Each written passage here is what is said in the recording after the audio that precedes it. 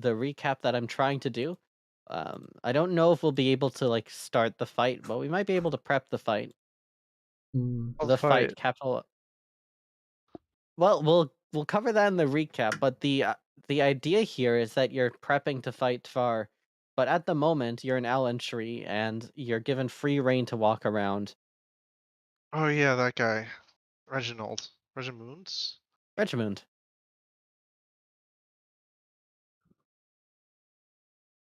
I You know don't what know. I should have done in the past half an hour? I should have gotten a bowl of oatmeal.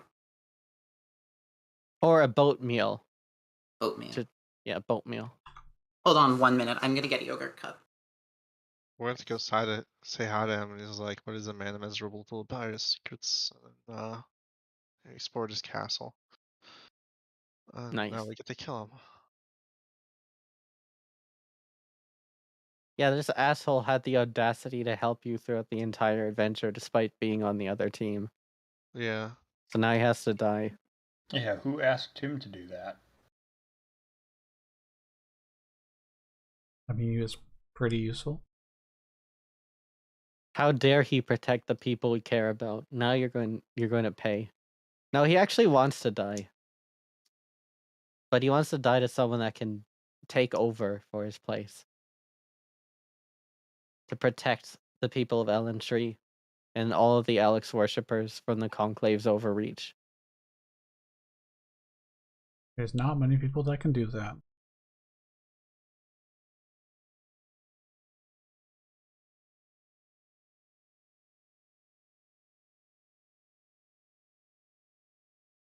Yeah, he basically accepted the aspect just purely to stay alive for longer against this curse. Ironically, the curse was made by Fate, who also engineered this whole plan, so Fate was really just screwing with him the whole time. I'm starting to think Fate might be a bad person. You think?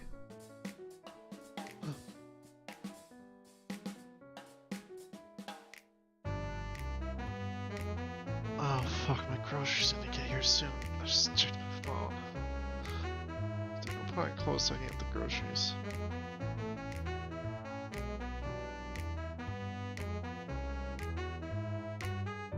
I am in the thing, by the way. Alright, we're just waiting on some yogurt, I guess. Oh, not yogurt. Yogurt. By the way, how do you feel about the idea of like a group Sunday session?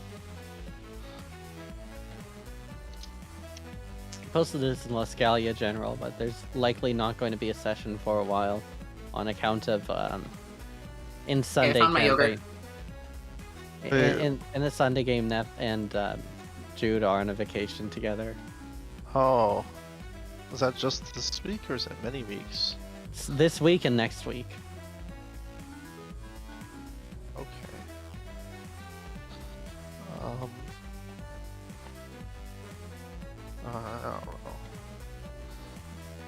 know. I'm waiting for me to see exact timestamps. It depends on what the game is, but probably not. Alright.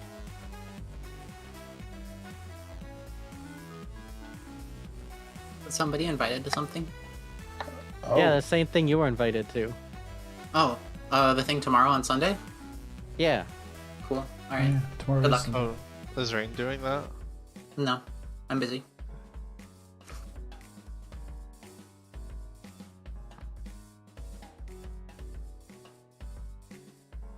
Alright, is everyone here and ready? Ready to fight? yes. Bosa. Is the Ready yogurt here? Yeah, we got Is- yogurt. Yeah, Yogurt Man is here. Alright, welcome to the super special recap portion of Faith. Hooray! Everyone applaud. I said everyone. My voice sick. Hold on, let me turn off noise. The noise gate doesn't let you hear it. I had to do it like right beside the mic for it to. There we go. There we go. Beautiful. I had to clap especially loud for it to pick up. Alright, the yogurt music is playing. Everyone, welcome to the special recap part of Faith. As I feel like maybe people have lost the plot. We've been going on for a while. You going for a what? Been going on for a while. The story's changed, and I think it's time that we just recap everything. All right. The ultimate recap of recaps. The ultimate recap, special, super special edition. Should we deluxe. start from like eons ago? Or when this Three all Bridges. started? Before the Rat King. Before we ever Yes. woke up. Hero was born. Back in the... That's actually where I was going to start the recap. Believe it or not, I was going to do it chronologically. So, to make this recap extra special, everyone, we are going to be getting some special awards here. So depending on how you do in this recap of just recapping the facts, you may get bonuses that you can use in fights. Little tokens, doodads, etc. You can cash in to get 1d4 on a check. 80 is pretty cool. Yeah, it's sort of like, they do this in PBTA systems as well, but they give you experience. I can't give you guys experience because we're on Milestone. Boo. Anyways, let's start at the very beginning of the world. Before any of the gods showed up, before the demons showed up, there was originally just the stone dragon worship, and the people that we know as the progenitors. They were Dast and Sylvania. They represented the day and the night, as it was believed that the stone dragon egg itself, after it hatched, became the moon, and that the sun is something else entirely. So, worship of the moon was considered spiritual, whereas worship of the sun was considered an everyday life affair type of thing. But both of these people were very important members of the society that existed back then. And back then, there was virtually no magic to be heard of. The only way to get magic was to be a cleric of the stone dragon, of which we know Apology. The progenitors are demigods, essentially, and their children are also demigods, but to a lesser extent. One such child is Apology.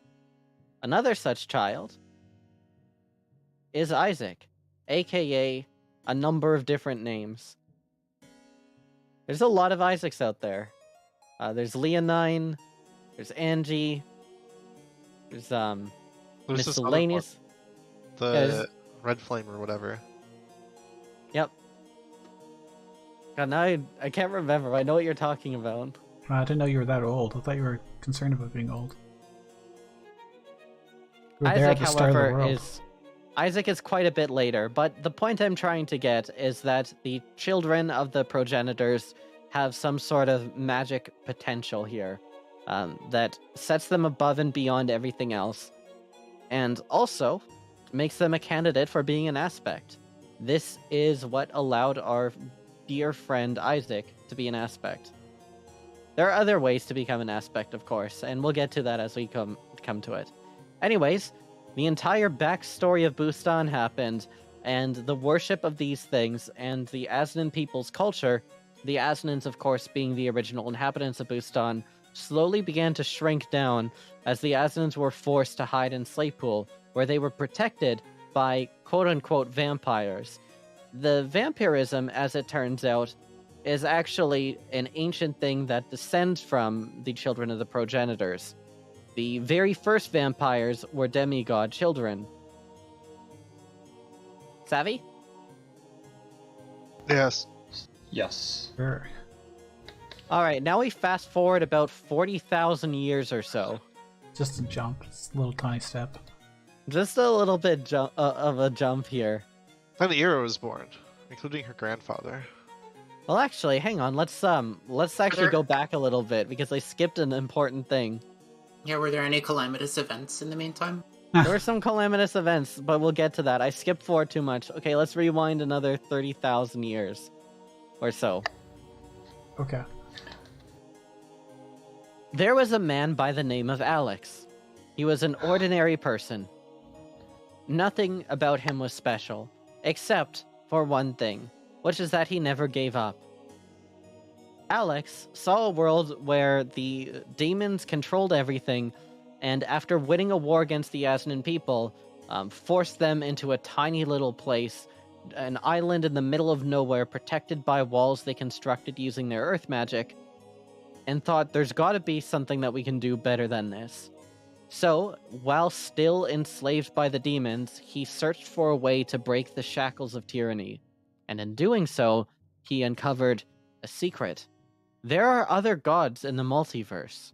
There are beings that can become gods, using a process called apotheosis. And while he himself was not a god, if he could use these gods, they could fight off the demon lords and free all of Bustan from their influence. So he set out around the world, finding like-minded adventurers that wanted to end this oppression, and they formed a group by the name of Shiva.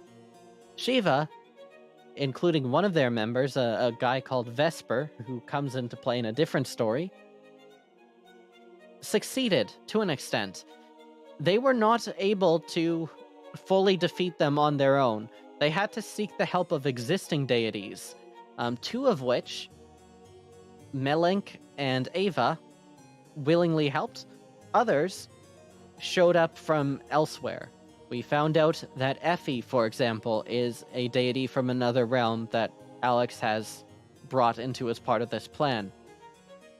Once they had gathered enough prospective deities, they used the apotheosis of divinity to make them all into gods, and they fought valiantly to oust the demons to the best of their extent. It was there that the gods and Shiva found their salvation. There is an area called the Crucible. The Crucible contains something called the Writ. By sacrificing one's life, they can become the new laws of reality, overwriting the Writ and creating new conditions for the plane. Wait, you have to die to become. You have to die to change the writ? You have to die to change the Writ. You become the Writ. Oh. You get erased from existence. Yes. People don't Is even it- remember you. This is probably a technicality that very few people, if any mortal, is actually aware of. But is it technically death, or is it a little bit more like a reincarnation? Sort of. Reincarnation is an interesting way of putting it. I think the best way to describe it is every plane has its own magical conditions. This is not something I'm making up for Bustan lore. This is like an actual thing about D&D. Like, different planes have different rules. Like, you go to Right. one plane and you can't cast spells. Those rules... Another one, time passes faster. Yeah, Another exactly. one, like, gravity doesn't exist. These rules are effectively what you're becoming. You are becoming the plane, in a sense. That's cool. So, after a incredibly powerful battle, which we've only ever heard described, Shiva and the 15 deities fought their way through the army of demons and got to the Crucible, which they found was in Slaypool for some reason. Maybe this will come into play later in the story. Who knows?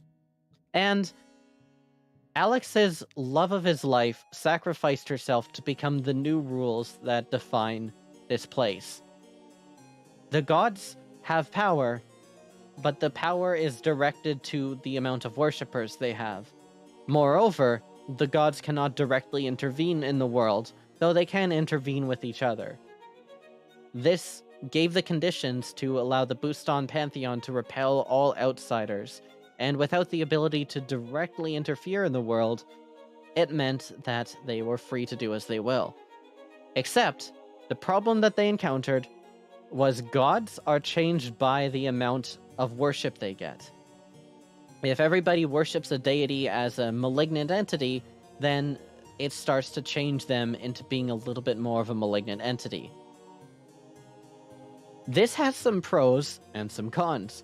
For the pro side, Alex, who was not exactly a perfect fellow, he was prone to being kind of petty. He can be very angry at times. He was worshipped as this purely divine and benevolent savior, and so the god Alex ended up becoming more of that in personality. Where it ended up for the worst, however, is Michael. Michael, the god, was worshipped as someone who was extremely strict and believed in order above all else. And so, those aspects of his personality became more and more prevalent, leading to Alex's imprisonment. They trapped him in the crucible and then sealed the gate, where he would never be able to leave. But by that point, the worship of Alex had already succeeded. He was becoming a god at the same time that he was immortal. This created the split between the body Alex and the god Alex that we see today. They're the same entity, but one of which is stagnant within the stone dragon egg. The other is free to do as he sees fit. As time went on, the Pantheon of Bustan the Conclave of the Bustan Pantheon, the Pantheon themselves didn't do this, but the Conclave decided that they would nip the existence of these demigods in the bud, stop them from growing, and began to extensively persecute worshippers of these other deities, in a way of consolidating power in the Conclave, but also as a way of ensuring that there would be no other deities that would come out, specifically actually evil deities. Torias may be evil, but he's a controllable evil, they thought. Whereas someone like Kracha, the Underdark goddess of revenge and destruction, might be just strictly bad for the world. And don't even get me started on the Cursewell. Whether or not they had noble intentions, this had the unfortunate byproduct of persecuting people worshipping perfectly normal and actually probably healthier deities than the ones that we have. For example, Alesis, that would come later in the story, of course, and Alexis are notably very good people. Anyways, we fast forward a little bit further here, and the seal of the Crucible is very important. In order to ensure the seal, Michael and several others had set up a plan. Their plan was very simply to create Warforged. The very first Warforged were organic beings, sort of, but they were immune to all disease and therefore could survive the hostile Nyxonchi and Panonchi. At the time, there was about an even split. They would be created durable, effectively undestroyable, and sealed within the Crucible to maintain it so that Alex could never leave. One such of these ended up becoming our beloved wielder. Another one became our hated Fim. What exactly happened to them in the interim is unsure. We don't know, as the memories of those involved have long since faded away, but some of these ended up just wandering around. Eventually, they were disabled, and quite a while later, they were reactivated. Now we get to do the big fast forward to the modern day. So, empires rise and fall and such, and then, after a while, we come to a point about 100 years prior to the start of Faith. The events of the Calamity. A lot happened, but I'll keep it very short. There were some heroes that were sent to deal with the mundane demon problem, and in doing so uncovered there's just a little bit more behind the scenes than what they were aware of. And the more they unraveled the mystery, they realized that this was spiraling out into a world-destroying event. They then took a year to prepare, and raised an army against these forces, finding that the ultimate enemy was a multiple, what is it? Reality? Universe? Multiverse, that's the word I wanted. There's a multiversal entity by the name of Jashaksha and also Salus, two sides of the same coin that go from plane to plane, from reality to reality, trying to destroy everything until all that is left is a world that exists purely to worship it. They got really close this time, but were stopped when one member, Elise, ended up becoming a goddess and empowering the rest of these protags. Another member of which, Stefan, became the first Phoenix and traveled back in time to ensure that the Phoenix blood was spread, and the others, Oromir, Klaus, and Osiris, fought normally as heroes and were able to defeat this force, with the 3 remaining going on to do incredible things in their own right, with the Phoenix going back in time and ensuring that the multiple planes are safe, but most importantly to our story, with Elise becoming an extremely niche demigod.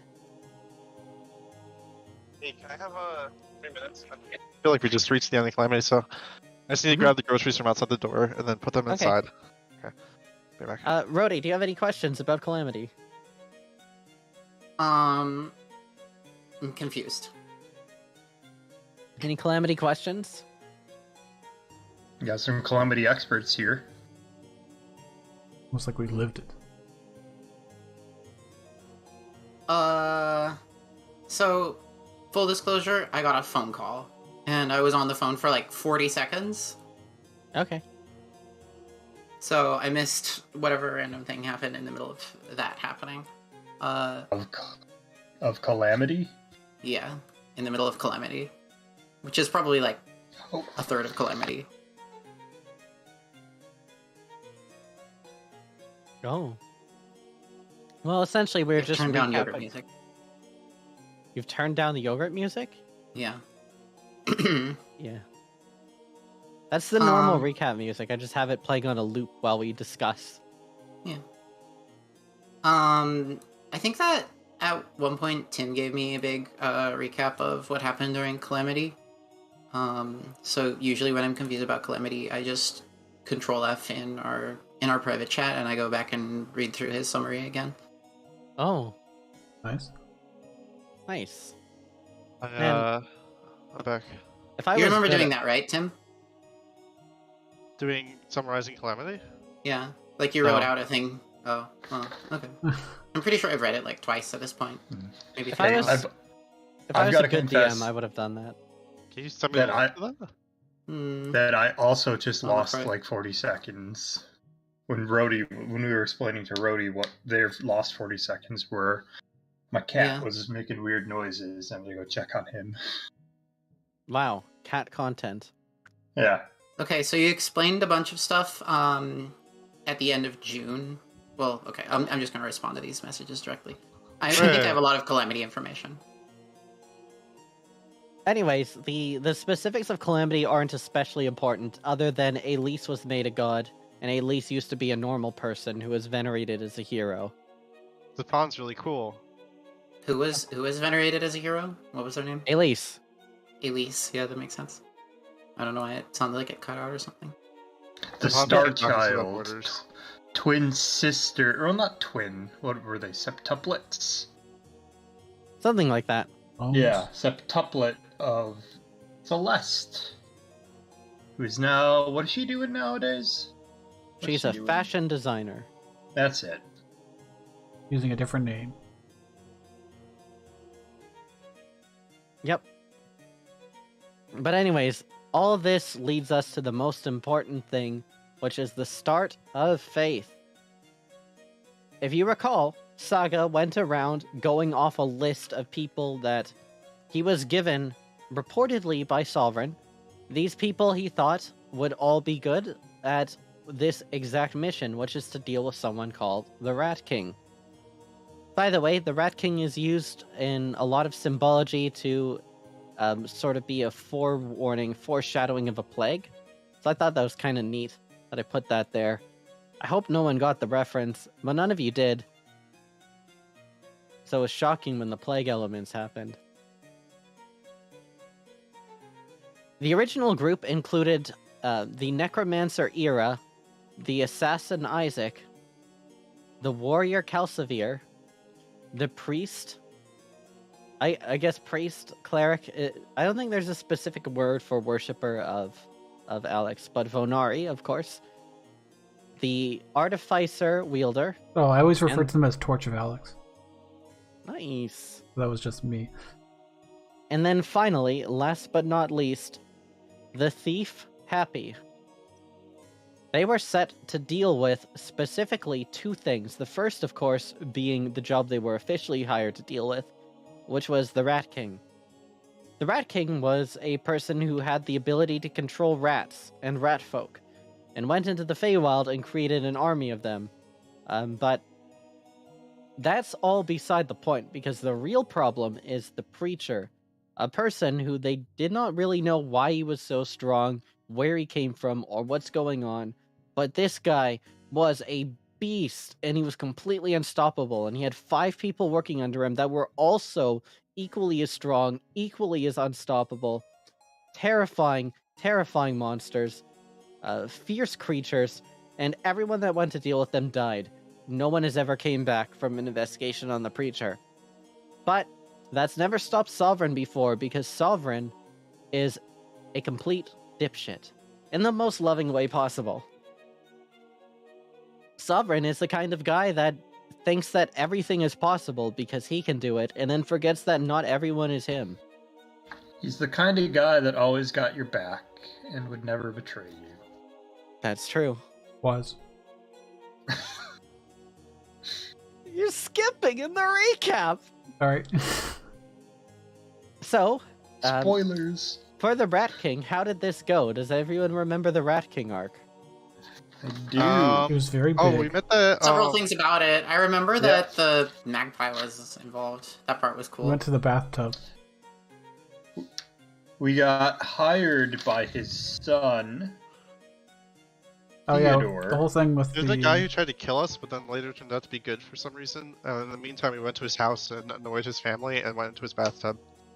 That was kind of the middle arc. He went from bad to confused to good. He was a were-rat. That was a were-rat, dude.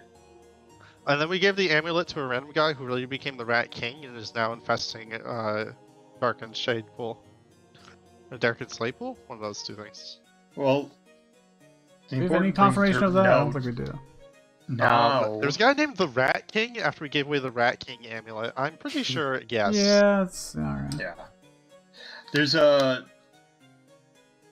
Like, the important thing to remember now is that the Rat King and the technology that they had were supplied by Capcree, or not directly by Capcree, but by a super soldier program that it was part of.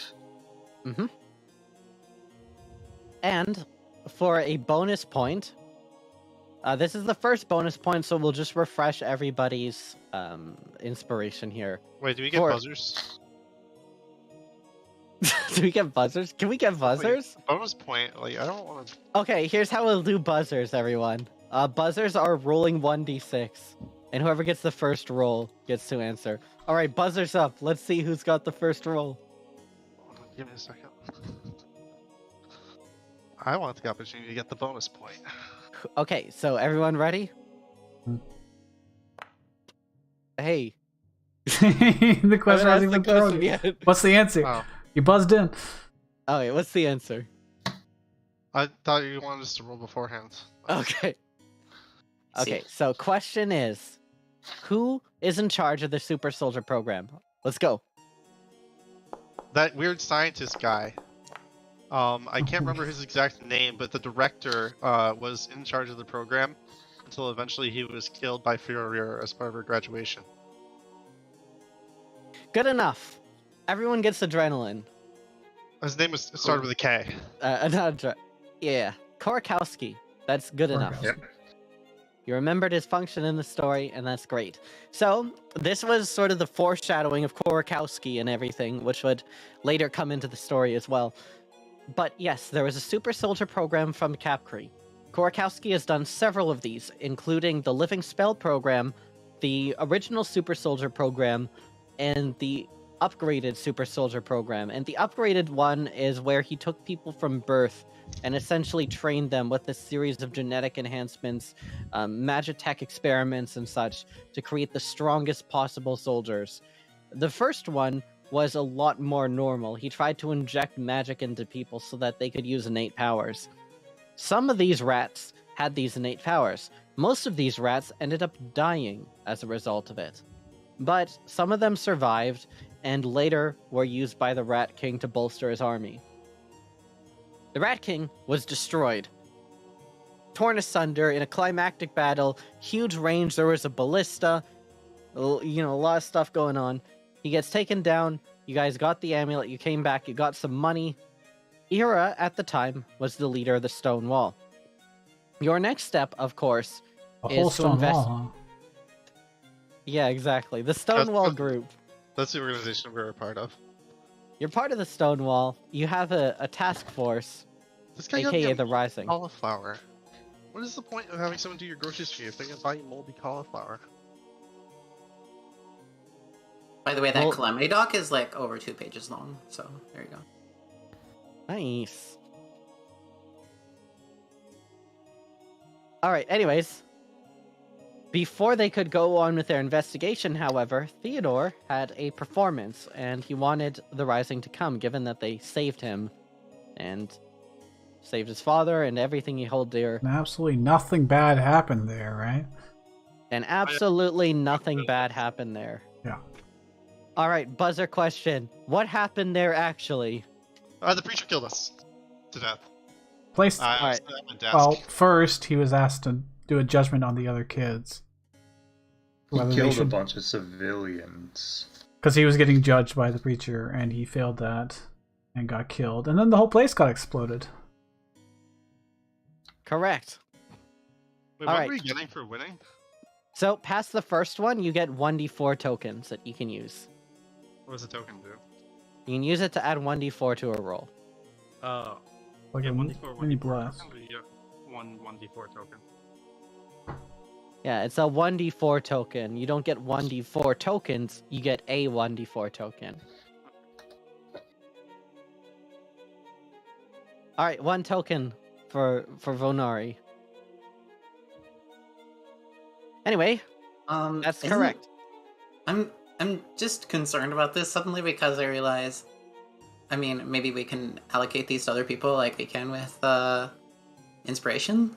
But I feel like Vonari is the least important person to have 1d4 on. Oh yeah, you can give your tokens to someone. You don't Oh, have to okay. keep them. It's just fun if you have like a token to your name. It's like, yes, I won the token. My You have a decision. natural 20. Hey. A bonus in part of the roll. No, it doesn't get up you to a 20. It's just you add 1d4 to the roll result.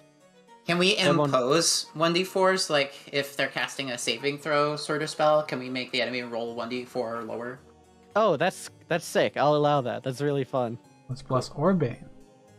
Yeah, that's fun. I like that a lot, actually. Yes, that's correct. So there was a huge explosion. There was a legendary warrior by the name of Knight Daniel, the first of many Daniels to come in the story, who was there. He didn't live. Rest in peace. He's specifically Knight Daniel, not Danny or Dan. Wait a second. This is completely irrelevant, but when you say Night Reavers, is there a K there? No, Okay. but interesting idea. Nice. That's a really good reference. You get nothing for it, but I get it. Okay, That's how you can give people inspiration. that's all that matters. So, now that it's personal, the group began to investigate. They had 5 targets, and looking after the preacher is not an option. So technically 6, but actually 5. They decided to go with, drumroll please, Fim, because his number was the lowest. Solid I- reasoning, yeah. I don't actually remember why you went for Fim, but you did. And Fim had a number of jobs, but essentially he actually- was... We went to Furior, didn't we? Yeah, Well- we went to. We went to Furrier really early on, but I think that we went to Fim because he was like the preparatory character. He made plans. We thought he was and we enabling thought- everyone else, yeah. Well, I thought that it was because if we left him alone for long enough, then he would get way more powerful relative to if we left other people alone. Yeah. Well, I think specifically we had found his workshop by accident, and we didn't want to give him the chance to fortify it more than it already was. Well, that's that's also later true. on. That's later along in the Well, line. we did in this a particular case, jump Sure. here in the in this sprawl. particular case, the first aspect you went after was Fim, and you went after him in the sewers. In order to do so, right. however, you had to get into the sewers, and there you found there was a bit of a power struggle with the Mafia and some kobolds that were down there, and, of course, Fim, the guy you were there to deal with. We replaced So- Justin Jostin with another guy. Exactly! Justice Jostin was one of the people working for this member of the Ambrose family. And, as a result, you made an enemy of the Ambrose family, which comes up later in the story. But, at this time, essentially, you teamed up with a guy by the name of Quinn Goldeneye Ira. You remember Quinn? What about He Crazy has Daniel? a golden eye. Yes, he has a creepy nightmare named Whisper or something that crawls on the ceilings. Yes! So, you worked with him to come up with the plan to get rid of Justice Jost, or not Justice Josten, Crazy Daniel. Justice Josten was someone that caught you originally, but later you let him live and basically let him take over for Crazy Daniel.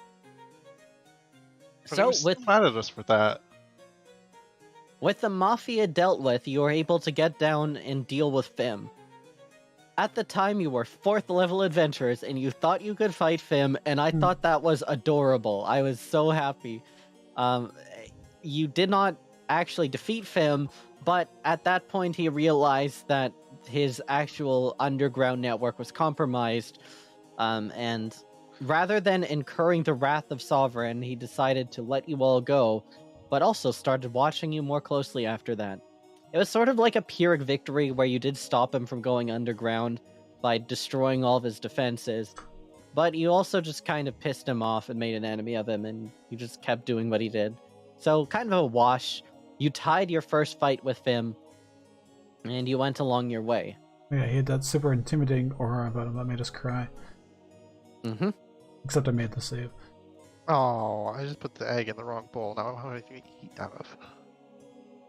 And after that, you were advised that there's a person who had help, or rather had a job for you, and that this job is a pretty good job, and that the person has a tendency to do weird stuff that ends up being useful in the end.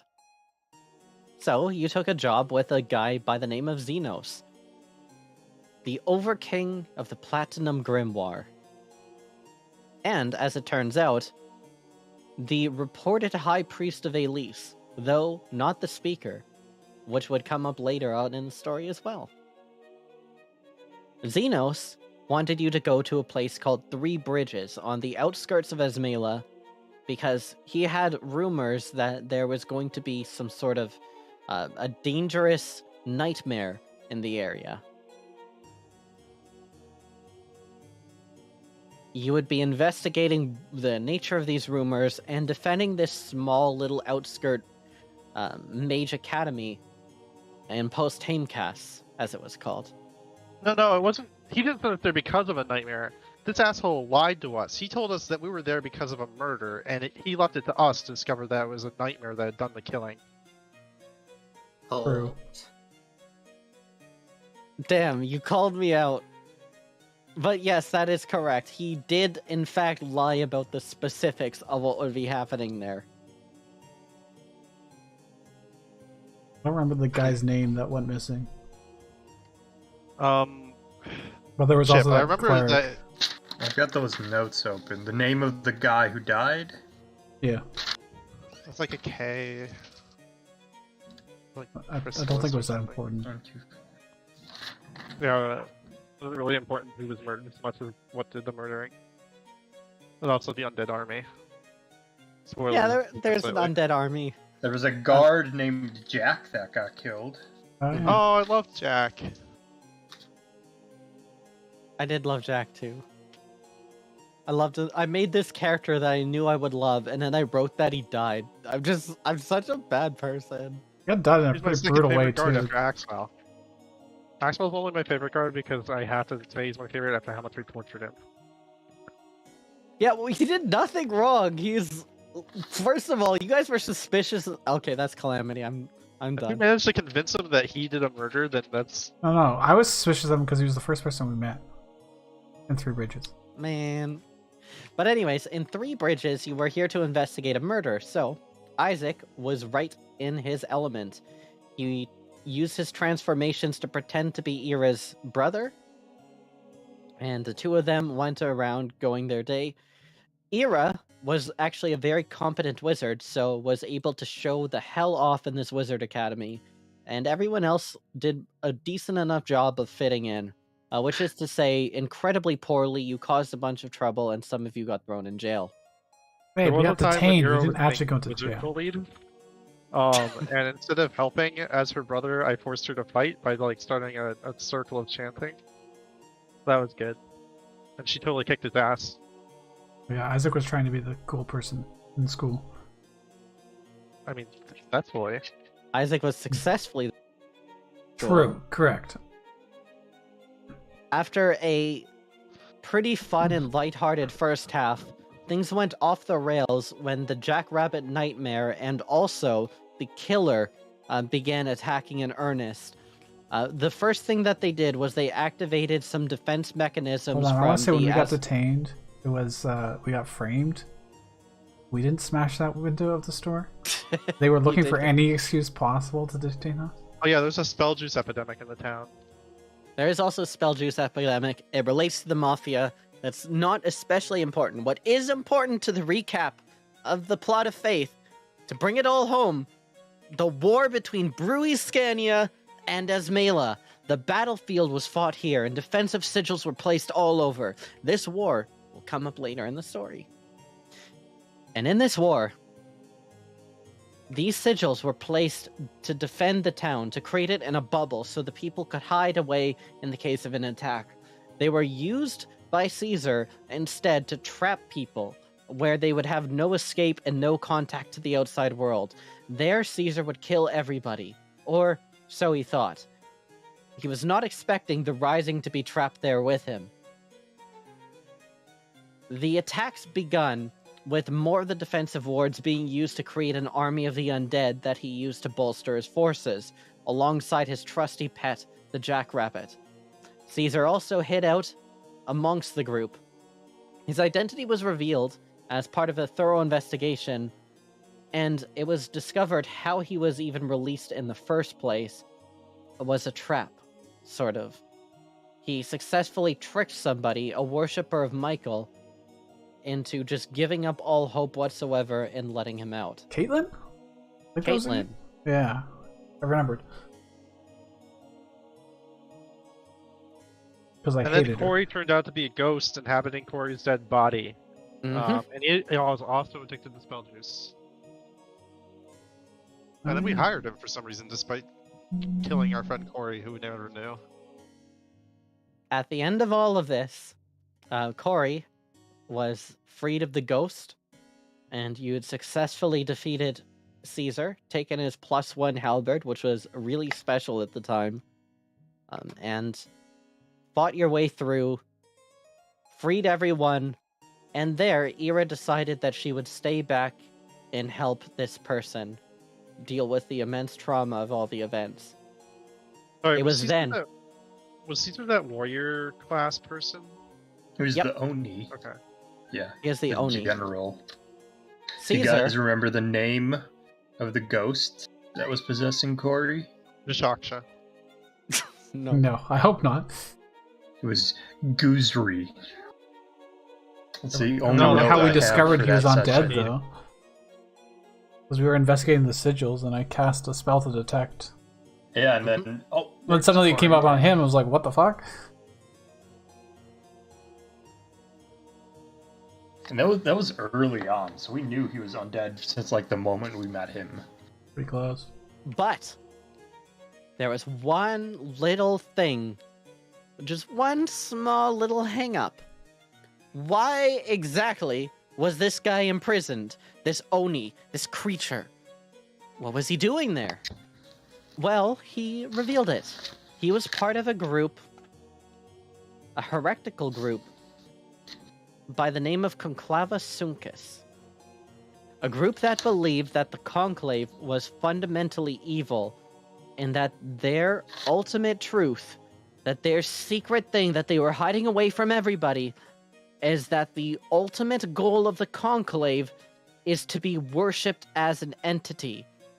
That the Bustan Pantheon worship would be funneled through the Conclave, such that the Conclave would become divine in its own right, encompassing all of the gods. I mean, if that's true, he was kind of right. Yeah. Not far off, at least. Is that why he's And from Bruscania? Because Dast was there trying to... That's why Dast was doing the war with Claypool in the first place? Yep, that's correct. We're skipping ahead a little bit to things that we'll find out later, but that's a really great interjection, and I'm going to give you like a free 1d4 point, just because that's a really good observation. The war between Bruscania and Ismaila is twofold. Dast desperately wants to get back to Slaypool because that's where the Crucible is. On the other hand, Xenos wants to destroy Dast because he knows that Dast represents the antithesis of everything that he believes in. The two of them hate each other, and both are immortal demigods. They've been fighting a proxy war forever. Dast reincarnates himself as the Emperor of Bruscania time and time again, and Xenos uses his influence in politics and everything in Ismaila to continually push for war against Bruscania, because that's where Dast is.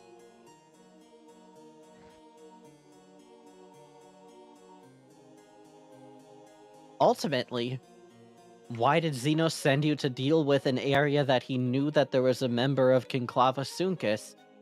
Well, it was to prepare you for what was going ahead, in the hopes that you would join him in his side. But we'll come to that later. You were rescued, you went back, you had a glorious reintroduction to society. Wielder was free to just no longer deal with the cold. Everyone was happy. No longer were you guys in like this frigid place in the middle of nowhere. It was a good time. Except for Ira, just to stay behind to rehabilitate the Michaelis that was possessed. Yeah. And that's the reason why Ira left the campaign. No other reason. Just purely dedicated to the role-playing. But anyways, when you got back, it was time to deal with the aspects. And you chose to deal with which aspect next? Roar. That's Aspect right. of rage. Raguer. If you're Italian. So, Führer, Was famously Italian. aka... The aspect of I rage. don't remember. Close. I Or know. are you on her Green. name? Yes, Irina Trisran. Right, we met her on the subway. We did. Yeah.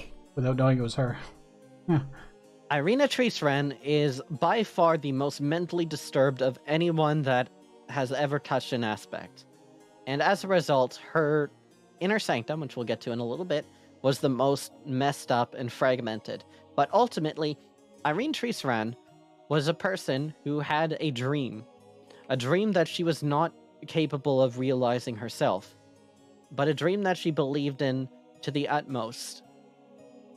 It was something that she called a train, something that could be used to transport people and things over long distances using fixed tracks. And it's something that she had been working with Fim for the entirety of her life. However, she was also made as a super soldier and forced to go through traumatic and horrific experiences by director Korokowski. There's that guy again. He'll come up a few more times. Anyways, Irina Trisran was split in two, literally. Not just in split personality, but this other personality absorbed the aspect, creating two separate entities within one body. One of which was the normal Irene, the kind of sassy and to the point but beloved alchemist artificer that everyone's come to know and love, who's really good with theory but not very good with the practical engineering. And then the other one is a mass murderer.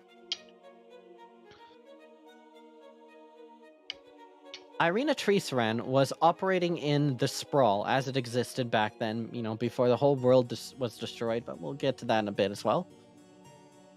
And she was acting primarily as something called the Vox Populi, or, as we would later find out, the Speaker of the Stone Dragon.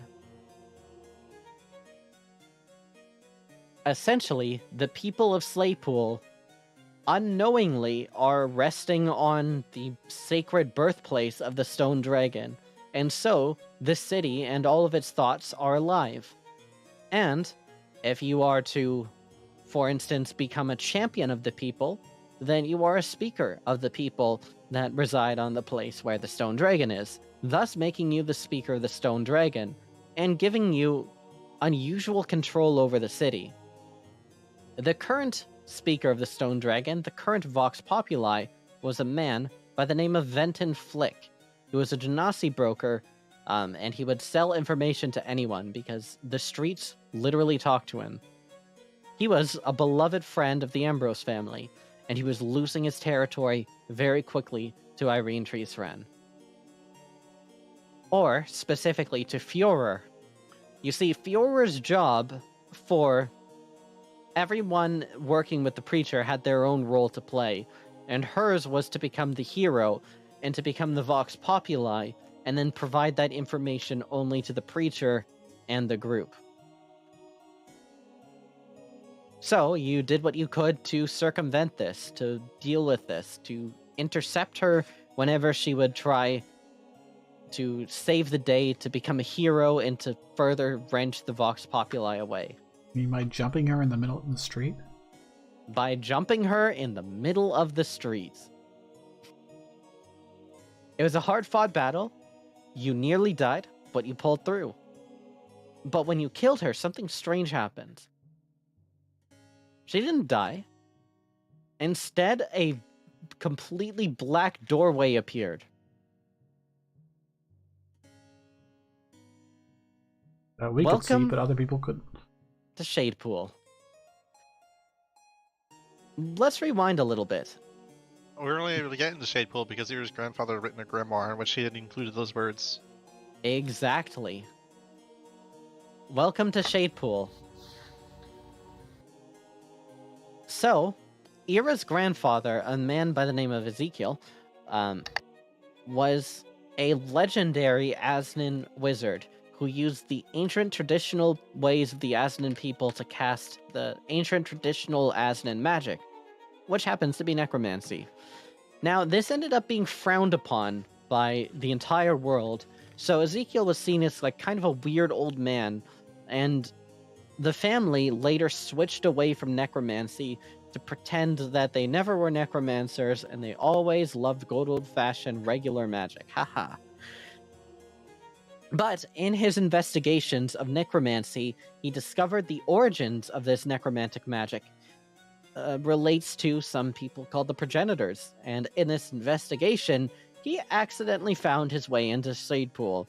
And what he found was fucking terrifying, so he left immediately and vowed never to go there again. He put the instructions in his journal, hoping that the next generations of necromancers would follow in his footsteps and find out what the hell's going on, but then his family abandoned necromancy.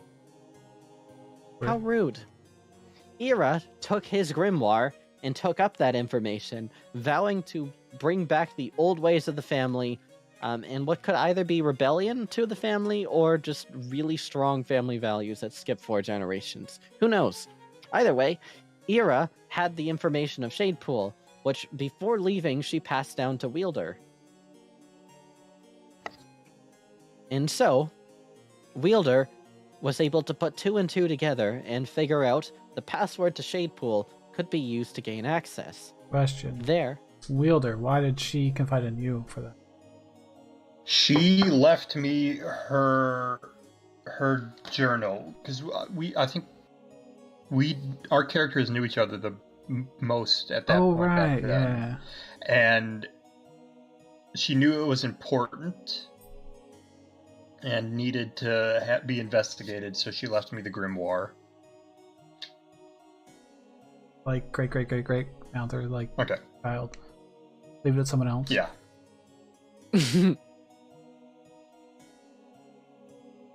Okay, continue. Continue. So, You investigated there, and you found a very, very strange place where the laws of reality broke down. You all had your knife that you found. It was yours and belonged to you and nobody else. There you dealt with a number of surreal challenges. During one particularly heated one, the question was whether or not an innocent person should be killed. Eventually, Bonari tried to force Isaac to do so, which caused Isaac to become quite angry and, in fact, shoot Bonari. It turns out... I tried to pay him to do it. Okay. And a gross miscommunication or misunderstanding of his MO. Yes. But it turns out that mercy was the answer. And in doing so, you were able to proceed deeper into the inner thoughts of this person. The Inner Sanctum, as it was later dubbed. The Inner Sanctum is created by an aspect who begins to rest on their power more and more. They are able to create a certain area in Shade Pool which is reflected of their inner thoughts and their unconscious mind. This is fucked up and terrifying if you are going into Irene's mind, as it switched between completely nonsensical scenarios, just surrealism, to straight up horror at the drop of a hat. Eventually, you fought your way through her idea of a train, something that she cared for very passionately, which was swarmed with dark beings that would come from every way, and filled with dead bodies throughout. An inner reflection of the many lives Irene was forced to take in her training, and the darkness and the forces of evil that basically besieged her mind and her very being. But nonetheless, you got through to the very end, and there you were able to have the battle with Irene. It was decided not to kill her, as she was just as much a victim as anyone. Her aspect was taken away by Calsevier. Great success. Then, what to do with Irene? Well, there were a few ideas. What happened with Irene? First roll wins.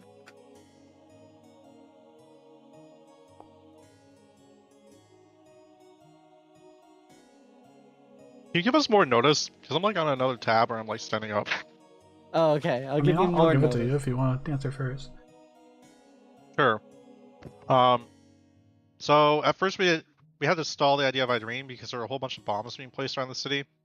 But we were worried that she was going to be assassinated. So basically, Isaac put her in a pool for the time being with Happy's parents, and then we visited her afterwards, and it seems to be working out okay.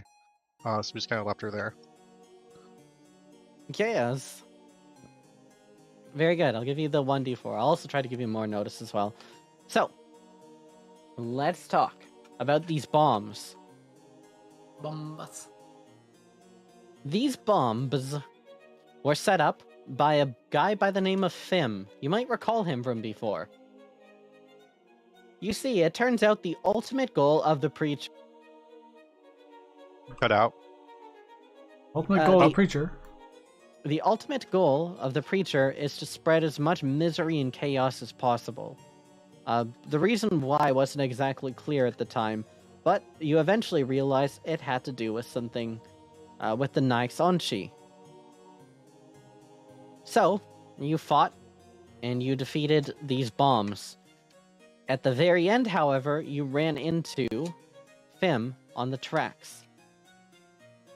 It was a tense and difficult conversation that was had, but eventually, he relented, choosing not to kill. But what he did do, however, was put a tracking device in Vonari. The group was able to find and disarm the tracking device, but it took a little while. It was then that it was discovered that maybe there was a tracking device on Happy this whole time as well. Recall that Happy in the sewers was touched by Fim in much the same way. And then it was made readily apparent that Fim had been tracking them the whole time and also was capable of setting up these widespread explosions to destroy the Drake network. And so he was deemed ultimately the most dangerous target of the remaining aspects. So you guys went after Fim, but first, you had a very bitter confrontation about what was going on with Irene, and how Irene was whisked away to the Feywild in the midst of the night. I remember this. A bunch of people shot at us like, with arrows. The Rising eventually managed to talk their way through it, but it was a tense and unpleasant moment for the group. There were Then- pretty much only two sides taken, but the two sides were like, this is serious and our friendship is more important. And friendship is the side that went out. Friendship is power. magic. Or magic. That works too. My friends are my power. Brony. You said it. Brony. Next, you went after Fim. You found his workshop. Good job. Woo. There, you found that Fim was working with Jockrob. To get Jockrob into places, Jockrob seemingly was not the most intelligent guy, so he kept relying on Fim's logistics, something that Fim really took for granted, and just took at face value and just assumed that he was better than Jockrob in every capacity. Fim was quite an arrogant person, to the point of literally believing that he was a god. We found this out later. He set up a number of traps in his base, just in case something like this would happen. The Rising infiltrated the base, and he warned them not to go any further, and asked them, finally, please work with me, this is the last step. You are as much a threat to me as I'm a threat to you, and if you continue any further, it will be our mutual destruction. But, if you work for me, we can defeat the Preacher together! The response was, fuck you, and then he blew everyone up.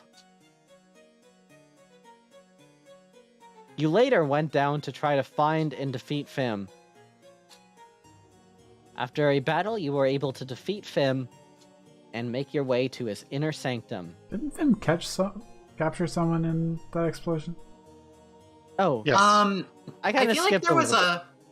Yeah, I feel like there was a long stretch between our Right. first and second encounters, and something serious happened in the first one that Yeah. has sort of defined how my character has reacted to a lot of the things that have happened since. All right, Cal, if you'd like to do a recap for this part that I intentionally skipped the joke. I'm glad you picked up on it, though. Cal, I'll let you take this one over. So, let's see, what was the... Oh, yeah, so Ariane, was on a boat for a while, escaping the situation in Hamishorim, which has kind of been glossed over up until now, but involved some cults that we're probably going to get back to later when they become a bit more plot relevant. Ariane shows up around this time and is like, "Sup, everybody, how are you doing?" And the party is like, we kind of colossally fucked up, and your sibling might be fucking dead. And then Ariane is like, "Oh, holy shit, that's a big problem because I needed their help." And the party is like, "Well, we kind of recognize you, so you can chill with us for a minute. This is Cal's house. They probably won't mind you being here, because it's kind of not theirs anyway." So Ariane goes on adventures with the Rising for a minute. Mostly, they have this plan to go beat up some employees of Capcree in the Mercury Mortar, which then ends up just being more of an argument with them, and then they're kind of on the party's side. But there is an infiltration segment, which would have been cooler if we had access to Pass Without Trace. Cal ends up being in the basement, and the piece of shit who imprisoned them also did a bunch of other fucked up shit, and gave Cal PTSD, because now Cal's leg is missing violently. Well, we had full access to the place because we sold information to Capcree. Wait, does Cal have PTSD? Yes, very much Absolutely. They've been in prison like 4 times, and every time it's happened, it's been for a fucked up reason. So, like, yes. Also, they have a demon inside of their body, and they've seen visions of demons ravaging the planet. Oh. So, you know, Jupiter had those visions, and then she went on to be well-adjusted. that's an You don't know who interesting take. Jupiter is, but... I don't know who Jupiter is. You know, That's Sunday stuff, right? Yeah. women go to college to get more knowledge, but men go to Jupiter. Why do they go to Jupiter? To jet We'll away never and leave know. Earth behind. Is it to get more stupider? Oh my god. This is such an insight. So you break these people out. There's a crystal right above, and I don't remember exactly what happens with the crystal, but I think that we get a bunch of little crystals. Crystal. Yeah, but I think we get a bunch of little crystals that do little spells and have little power in them, and also there's a portal, and then we go through the portal. And now we're caught up. Yeah. Although we've kind of skipped over Capcrete this entire time, but Well, I'm getting there. I'm getting there. I mean, I've introduced them. They've been introduced. They've been mentioned a few times. They become really relevant in Jock Rob's arc, but for the time being, they also become relevant at the end of Fim's arc, which is where I was going to go into it. But yes, Capcree, major player. We'll get to it. Put a pin on it. We'll get there. Okay. We're doing this very loosely, and there's a lot that happens in Faith. So, Calcivere's rescued. Everyone goes for enchiladas. Later, they find a place that sells magic prosthetic legs because we're in a fantasy city with lots of technology. You Man, get let's 1d4 rework for Calvi. this, of course. The passive aggressive 0d4. It was around the time that we started having infighting about whether or not to even trust Capcree. Yep. And it's going to come to a fever pitch really soon. I love The Fevers. group, they've been personally attacked many times by Fim. Fim insists he's fighting in self-defense, which he technically was. You guys attacked him first. So you're actually the bad guys. Fim, of course, domestic terrorist that he is, had a few plans up his sleeves. And so you chose to fight him in the buzzers get ready. 5, 4, 3, Almost there. 2, 1.5. Wait, what's the question? Where did you fight Fim in the real world? Oh, I can answer that. Buzzers. 3, 2, 1, go. We fought him in his I don't think that's- workshop. In his workshop. I don't think so. Didn't we What fight workshop? them? It exploded. Well, this is the first time. Yeah, we fought him there, and he He wasn't exploded actually us. there. I guess. Wait. Yeah, they escaped from there. We didn't actually fight them there. We went. Like, Leaf, what's their fucking rogue's name? Happy, goes in and looks at the guy and then starts to go out and then is like, ah, shit, I tripped the alarm. And then the guards start shooting at Happy. So that section is not actually anywhere where we fought. Oh, no. We fought their guard and Cal went to save the pilot of the mech or whatever. That was way a long time ago. Where we actually fought them was in front of Cell's prison in the... I actually already said this, sort of. But yeah, it was beneath the artificial cruiser's crystal. Yep. Yeah. And there it is. I'm gonna give this one to Rhodey as that was the correct answer. Yeah, that's fair. So the group prepared. I'm They coming got for you, though, everything Woody. together. That was in the real world. We still had to follow him into. Exactly. Into his Inner Sanctum. And in the Inner Sanctum, you found out that Fim had been a little bit over-relying on this aspect, to the point where the aspect was taking over every aspect of his personality. You see what I did there? That's funny. Ha!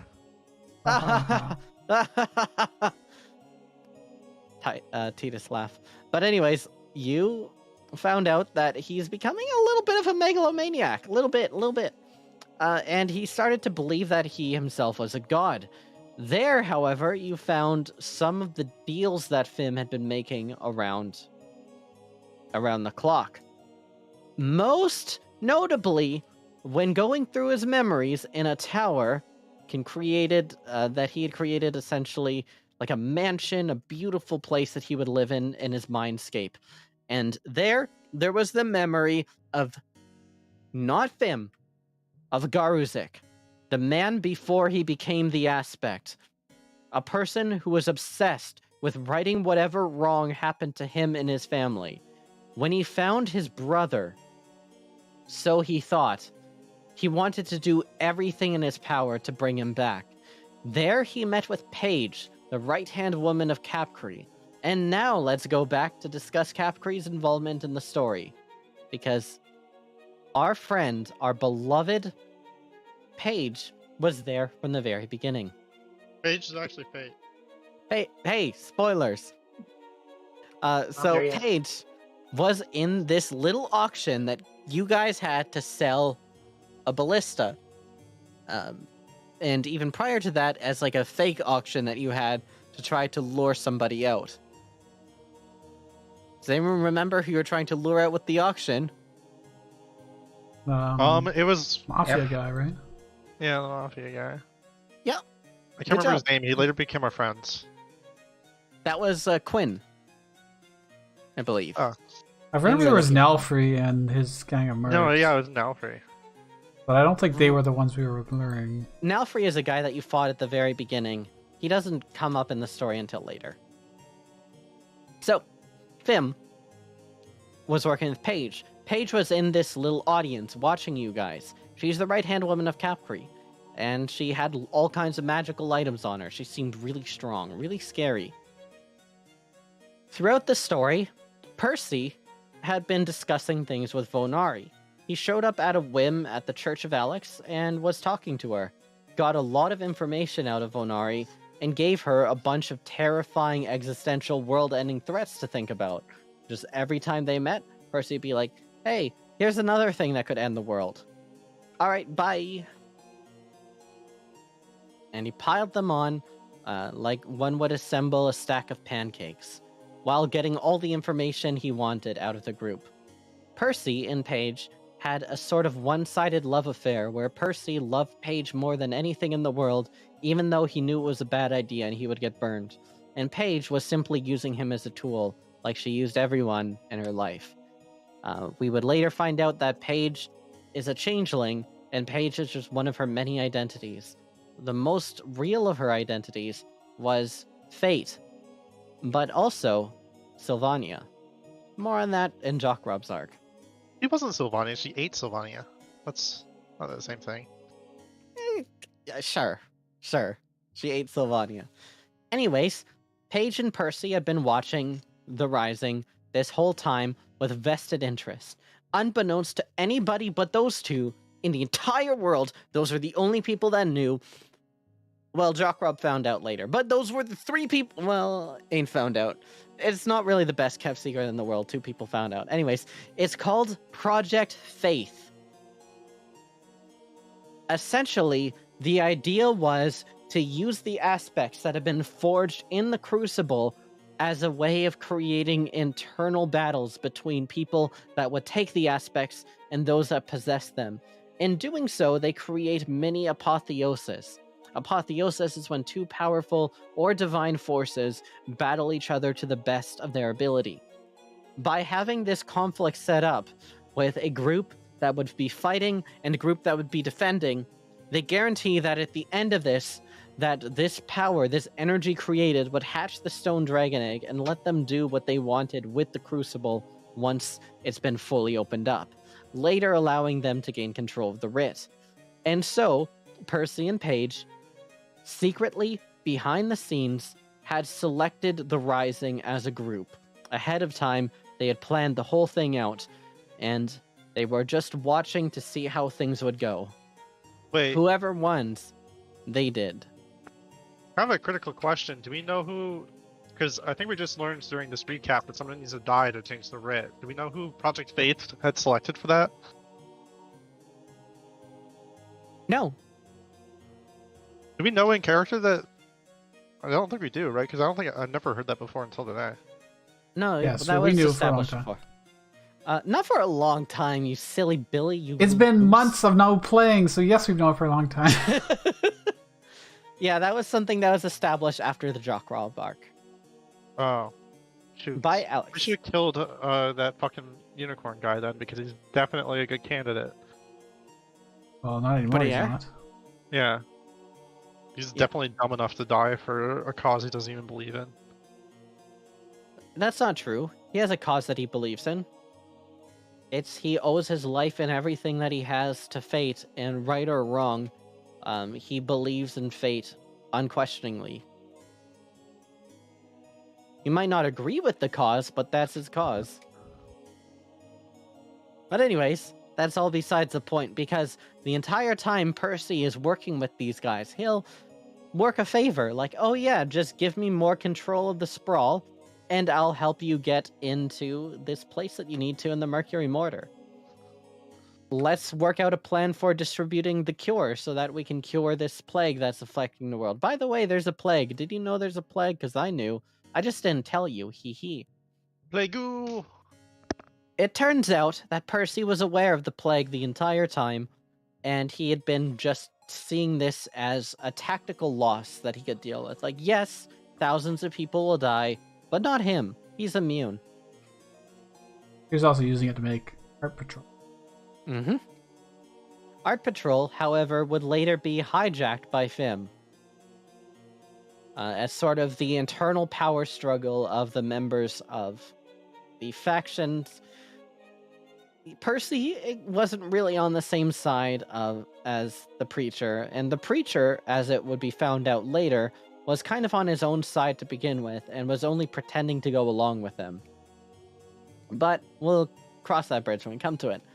So, Cap Cree has been watching with vested interest as the Rising fights against the lieutenants. They used to be called the generals, and then I lost all my notes, so I had to try to remember what they were.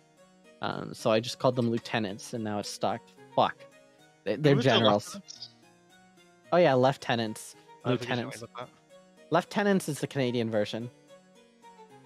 But the point is, Cap Cree and Percy specifically have been leading these guys on by the nose the entire time.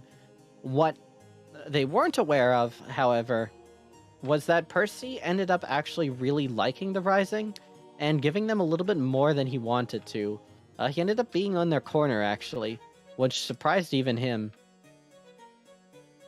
But this is probably the best moment of Percy, moral speaking. This little moment. Hold on to it, because he's going to go off the deep end later.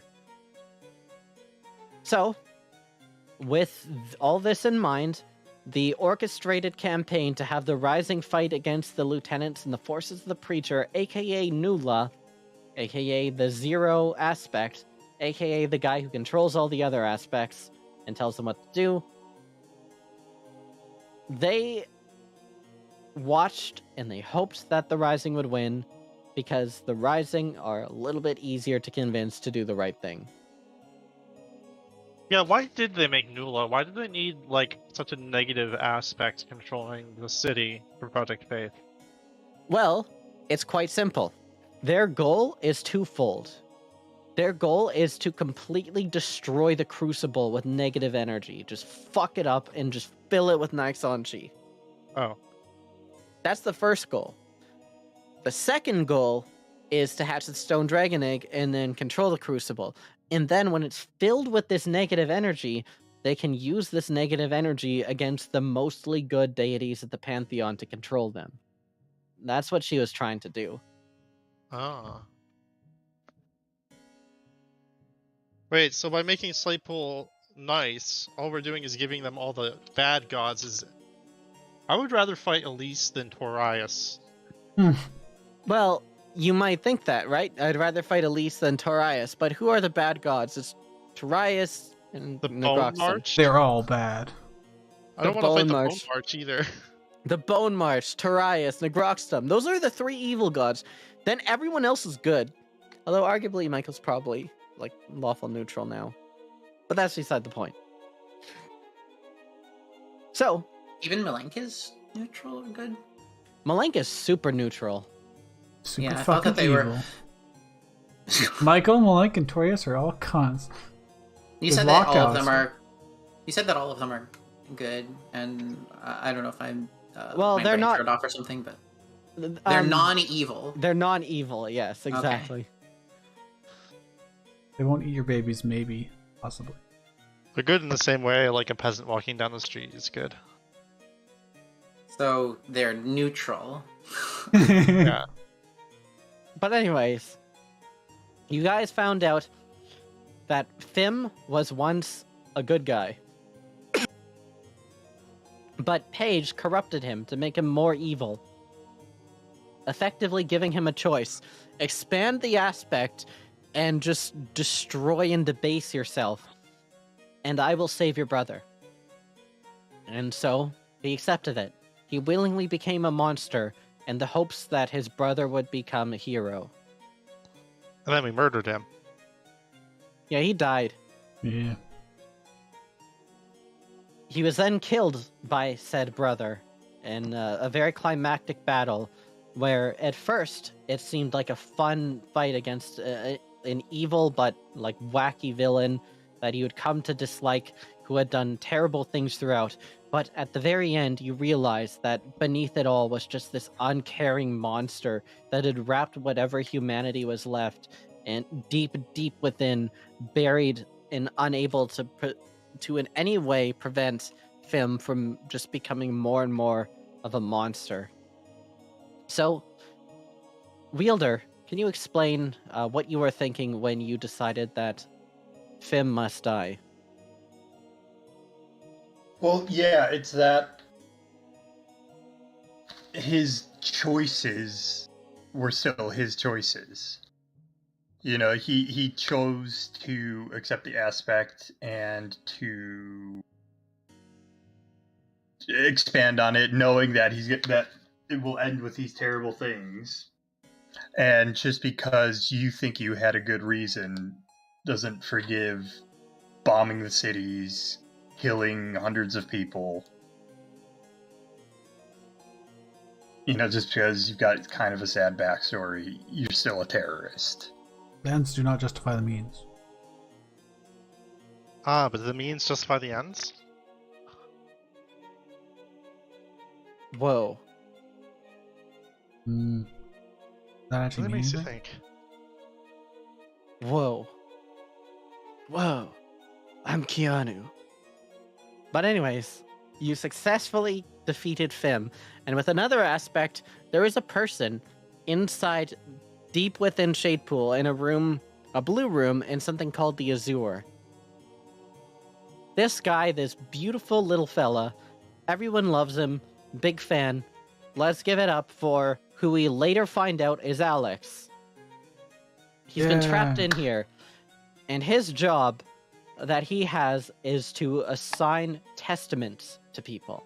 What is a testament? Well, he won't answer. He doesn't want to tell you guys. He doesn't know if you'll succeed, and he doesn't know what you'll do with it. So he wants to withhold the information until he has a sense of where you're going and if he can trust you. However, he also says to say hi to Vonari at this point.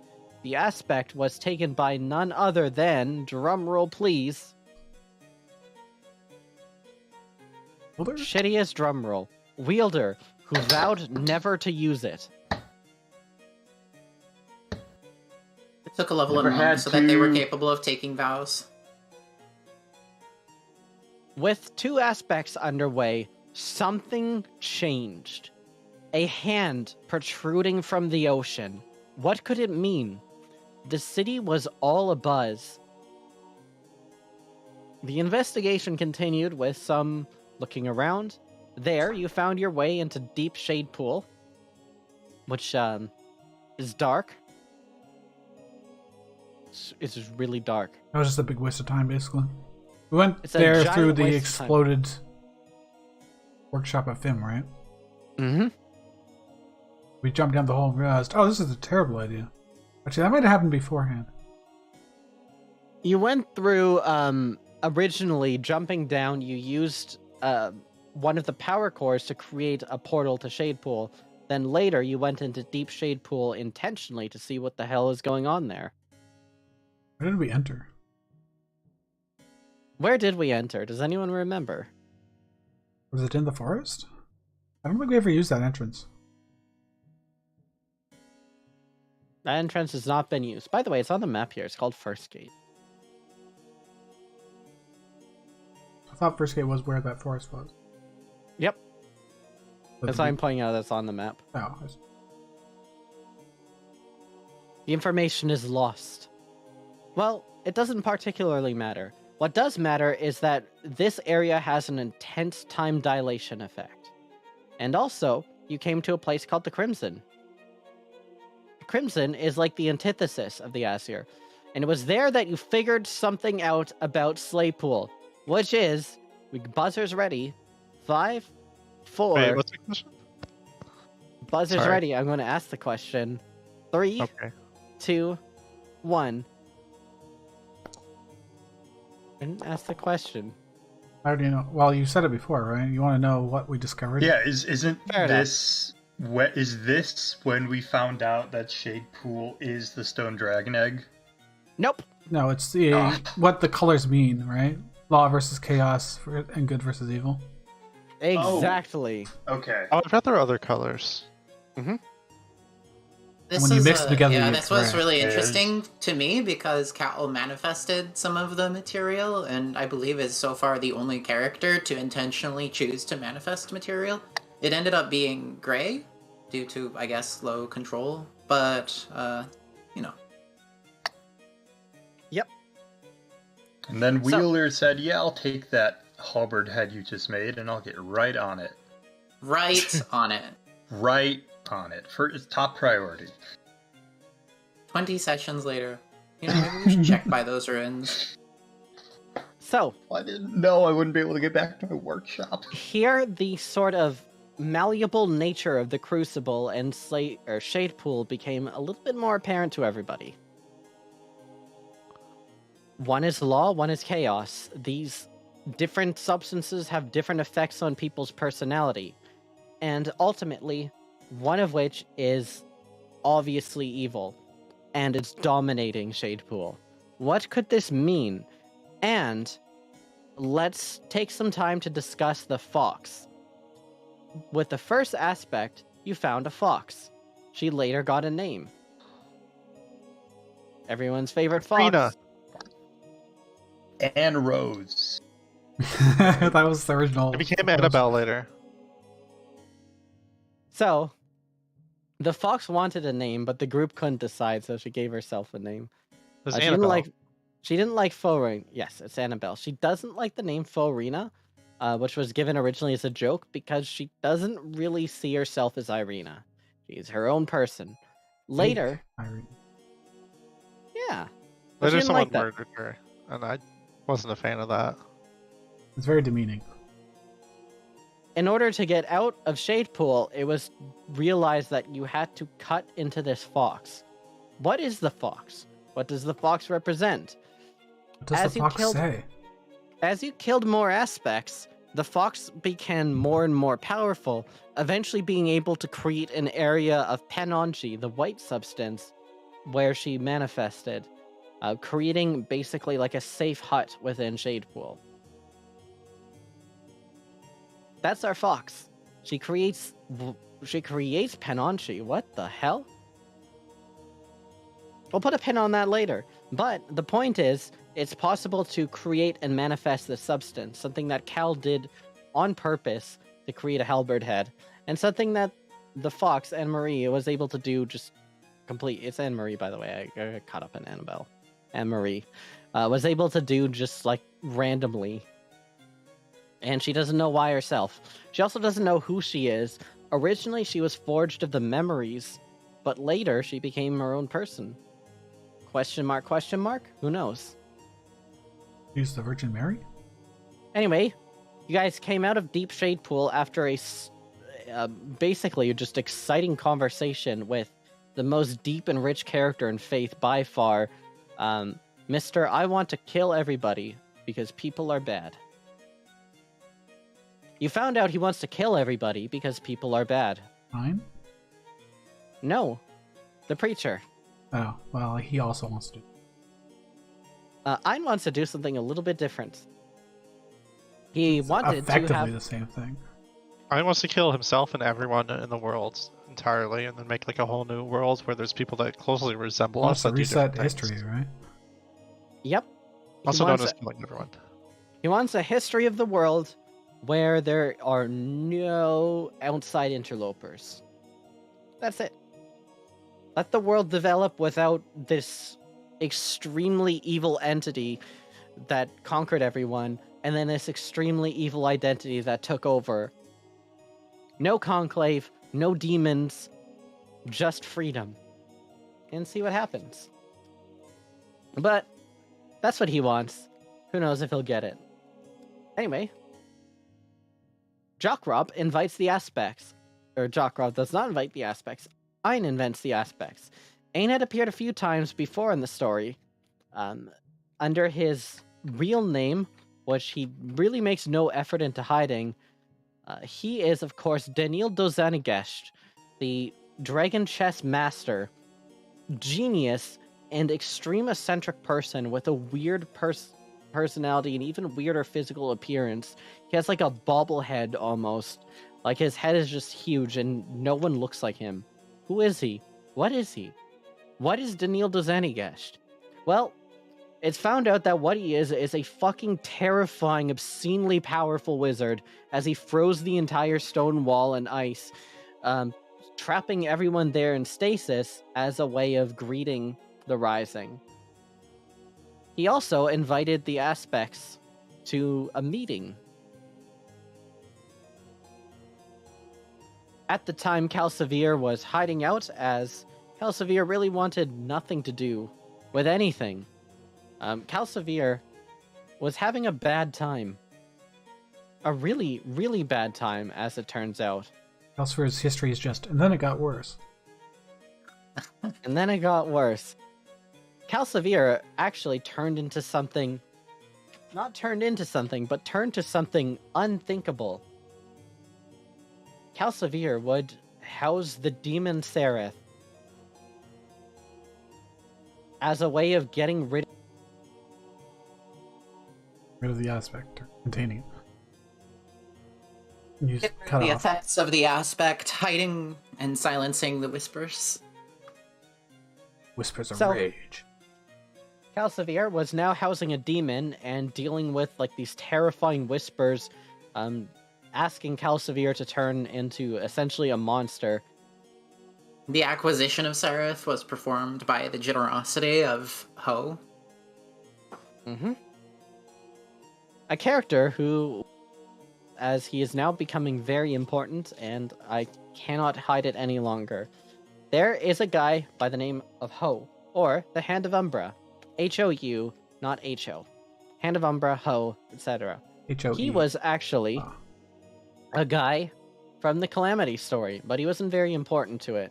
He was a person who got possessed and made into essentially like a creepy guy who worshipped hands, which is where I got the Hand of Umbra thing from. He decided at this time that the world is saved because the protags were really strong. What if we just get more strong people by any means necessary? And so he created his group, named after himself, the Hand of Umbra.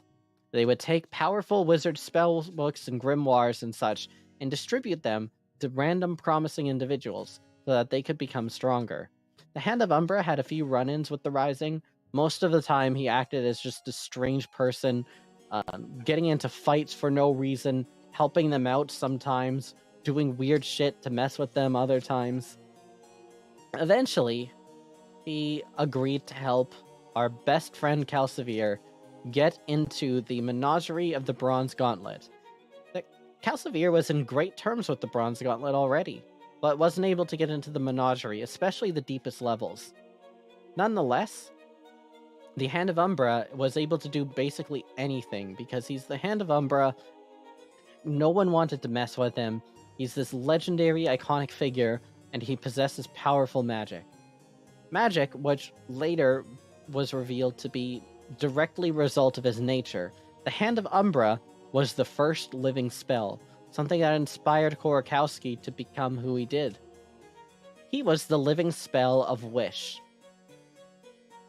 He could cast himself permanently to grant any wish, or he could use the latent effects of Wish normally to cast any spell, just as the way the spell Wish works. Our beloved Hand of Umbra agrees to help Calcivir become stronger, because of course he would. Why wouldn't he? Around this time, Xenos gets trapped in a crystal prison, which Isaac really, really, really doesn't like. Isaac is going through What am I going through? a Oh. crisis of faith, Hooray! and you really want to speak to someone from your religion. Xenos was the high priest of your religion. Let's get Xenos out of this prison. The Hand of Umbra originally declined as he didn't want to cast Wish, because that would kill him. Understandably. Also, After turned out to be a helping- terrible thing to do. After helping, however, he eventually realized that things were getting really bad. Dast and Sylvania are coming back into the fray, and the Hand of Umbra wasn't sure he could deal with it. But he knew who could, Xenos. So, after helping Calcivir get Sereth to help deal with this, he cast himself as a wish to get Xenos the heck out of this crystal prison. The crystal prison was ostensibly placed by Templar assassins, which is an understatement because he was put there by fate. But that's not that important of a detail. Anyway, around this time, there was a meeting that would be held. The members of Project Faith, that we would later find out, had decided that now is the time to put off all pretenses of a normal society, and they would allow monsters to run the streets. I mean, a giant hand came out of nowhere. What's the point in pretending like things are normal? Let's just go mask off and spread chaos and death throughout the city. All of this provides the backdrop for a meeting of all the aspects. Buzzer's ready. What happened at the meeting? Is this a trick question? All right, let's go. Buzzer's out.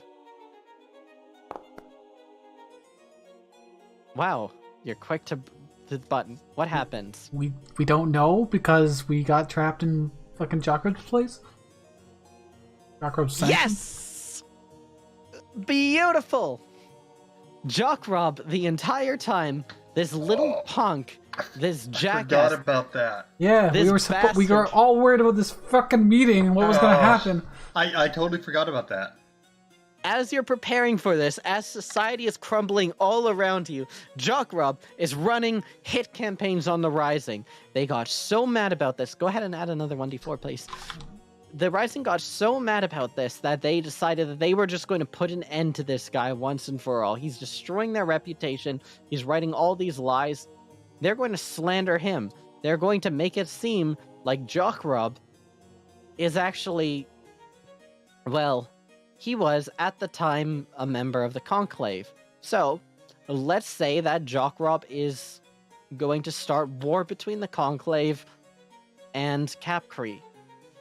The Rising was already becoming very skeptical of what Capcree was trying to do after finding out what Fim was doing.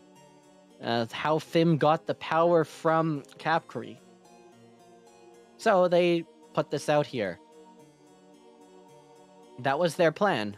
They also, however, had another reason to be skeptical, because Percy and Paige had a wedding. Ah, how beautiful. Yeah. During which, Paige kind of let the mask slip a little bit and cast a really powerful spell, instantly killing one of their captors. One of Isaac's identities, Angie, was effectively to be a beloved person within Capcree's Harmony Patrol who did things the right way, did not abuse power, and ultimately cared about the welfare of civilians. This ended up being very popular within the Harmony Patrol, and Angie got promoted the entire way through. Isaac, Hello. if you would kindly, what was your ultimate game plan with Angie? Angie was designed to rise up in the well, she was originally part of the Rising, so that's how she quickly gained trust as someone who isn't to be fucked with. But the goal was to rise up within Capcree's forces and eventually have a position to get as much intel from Percy as he has been getting from us. Okay. During this, it was made very obvious that Paige is really evil. She sucked the guy's soul out of his body and turn him into a skeleton.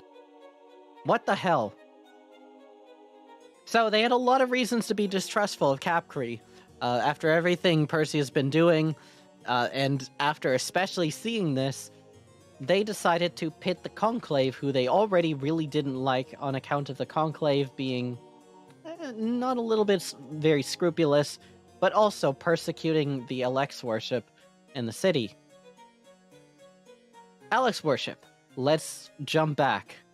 If you could, Matt, if you would describe the Alex Church. Yeah. Yeah, I like that. The tiny church that is basically run by Vonari, who used to be run by his father, or her father. It gets a fair amount of traffic, but it's very small. It's only got like one wall that's actually kind of impressive with stained glass. It was located in the Shrub. Or the Shrub. Mm-hmm. I don't know what else you want me to tell about it. Beautiful. Now, if you could tell me something about your family. They were... Her brother's White Lance. I remember that one. Spoilers! We're not there yet. Next, you're going to tell me that the existence of Hamishorim is a spoiler. Hamishorim is just it's a continent. We're going to get to that. Hamishorim plot is very important to Jockrob's story. We're almost there. We're almost there. Spoiler. The Kovath family helped fight in the last war on the front line as kind of medics for the most part. Although the mother did take up arms, the others did not.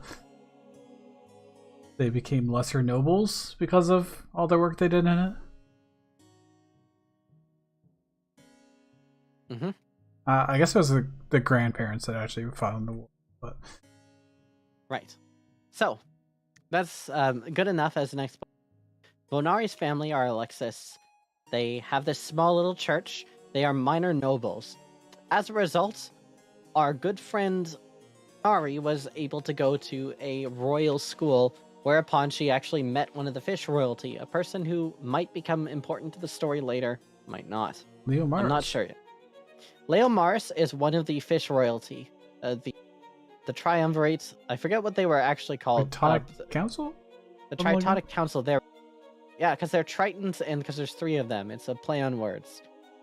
Anyways, the Tritonic Council is the actual rulers of Slatepool, but because they're underwater and they don't care about like the day-to-day operations of things, they have a unique system of government where essentially in every part of Slatepool, there are elections on which noble family gets to rule that area. So it's sort of democracy, but not really, because only nobles can be elected in. And then they handle that district, and there are 2 separate areas that handle it. Essentially, there's the Upper Crown, named so because it is above the water, and then there is the Seat of the Sea Royalty, which is where the power actually is. The Upper Crown handles the day-to-day operations of the city, whereas the actual governance of the country is done underwater. You might be wondering why I'm telling you about this political system. It's because there is a man by the name of Duke Regimund Alexander. He is named after Alexander, and as we would find out, is more related to Alexander than we would think. Regimund was a prick, through and through, just a thoroughly unpleasant person. He treated everyone around him like dirt unless he had something to get from them, literally having them cart him around from time to time. He was very terse, straightforward, and believed in using your power to rule. However, he was a staunch Alexandrist, and he believed in supporting the people of Alex and its cause, and was a stalwart ally to the Rising the entire way through, doing everything that he could to help them. Around this time, it was revealed who he was. Well, reveal 1 of 2. We'll get to the other one at the very end of this recap here. Reveal 1 of 2. He was originally a man. In the time of Alexander, he fought alongside Alexander and fought back the Bone March. This is why he was so gosh damn strong that he was able to single-handedly fight off literally an entire army that attacked the Church of Alex. Well, that and another reason, which we'll come to in a little bit. It is also revealed that he was cursed, and this curse can only be broken by the Sky Pope.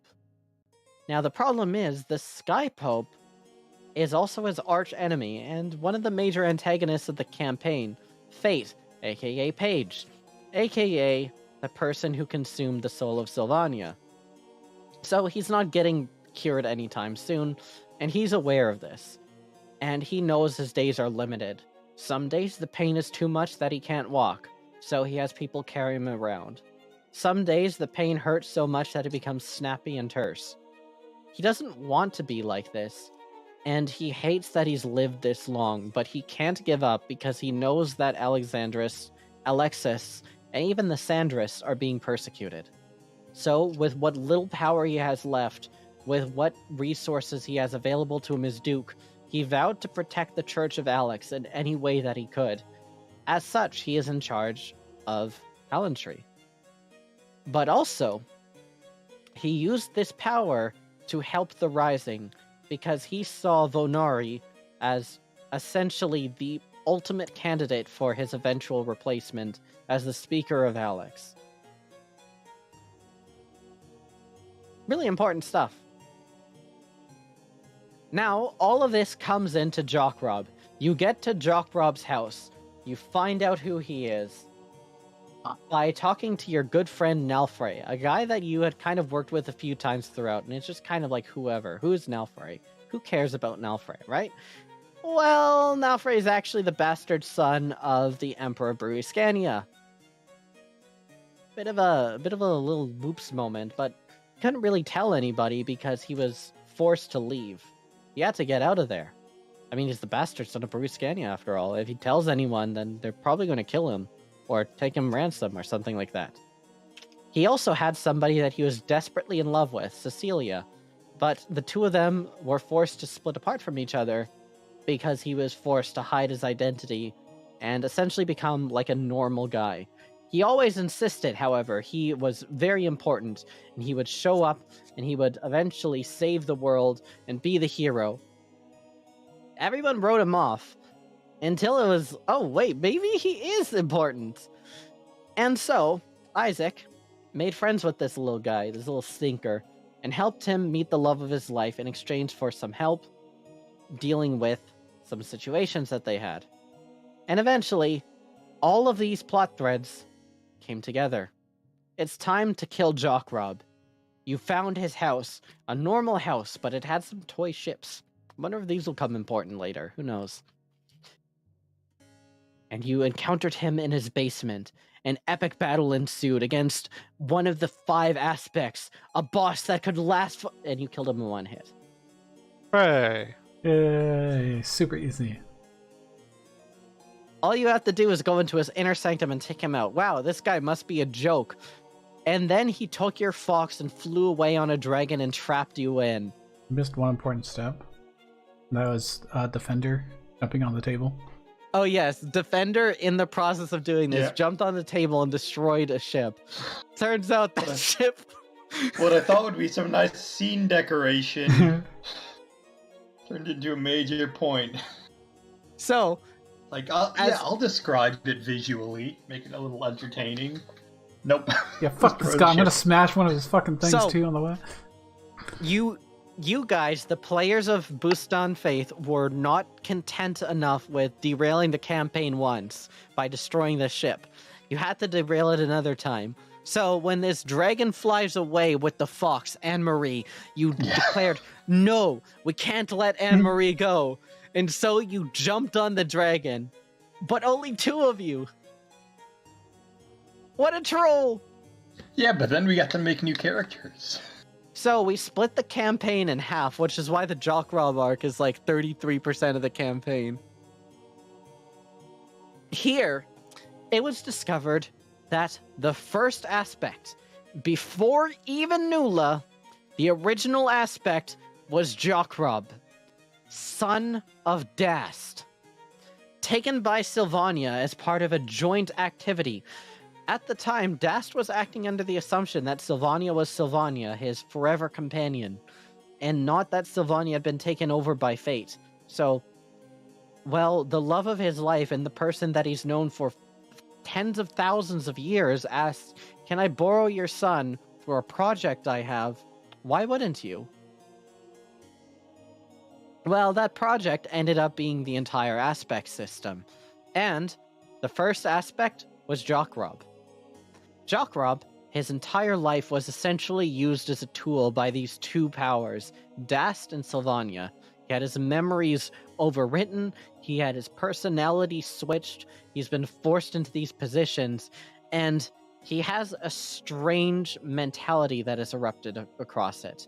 He sees himself as a chess master. He's not very strong, but he is really good at catching people unawares, putting them in traps, and then using their tendency to disrespect him and look down on him against them. And so, for decades, he has trapped people inside his inner sanctum where he either swallowed them whole and consumed their soul to power him up, which he then used to power up the inner sanctum, or he recruited them into his army, which he would eventually use to create his idea of paradise. Jockrob was aware of what everyone else was planning. He knew that the world was going to be destroyed, and he knew that the only counter to the world's destruction is Penonchi.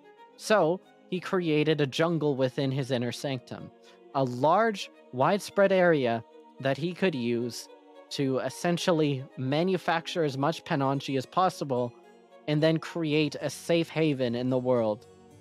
Eventually, if his mother's wishes came true, she would leave the material plane, and Jockrob would inherit it as its king and savior. There is definitely an ego aspect to it. Jockrob is not a perfect man, but he had a plan, and he was willing to follow through with it. One of his creations, a giant gorilla, managed to escape at one point. Anyways, that gorilla is Plaguebringer and does not particularly matter for the time being, but maybe we'll come to it later on.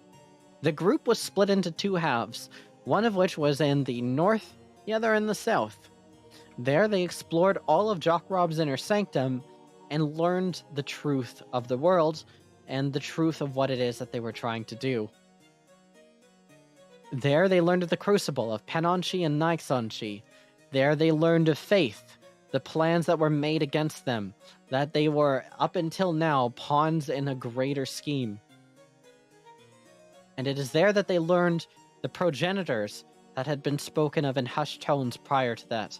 Dast and Sylvania, two immortal beings, have been vying for control of this world ever since they lost it tens of thousands of years ago.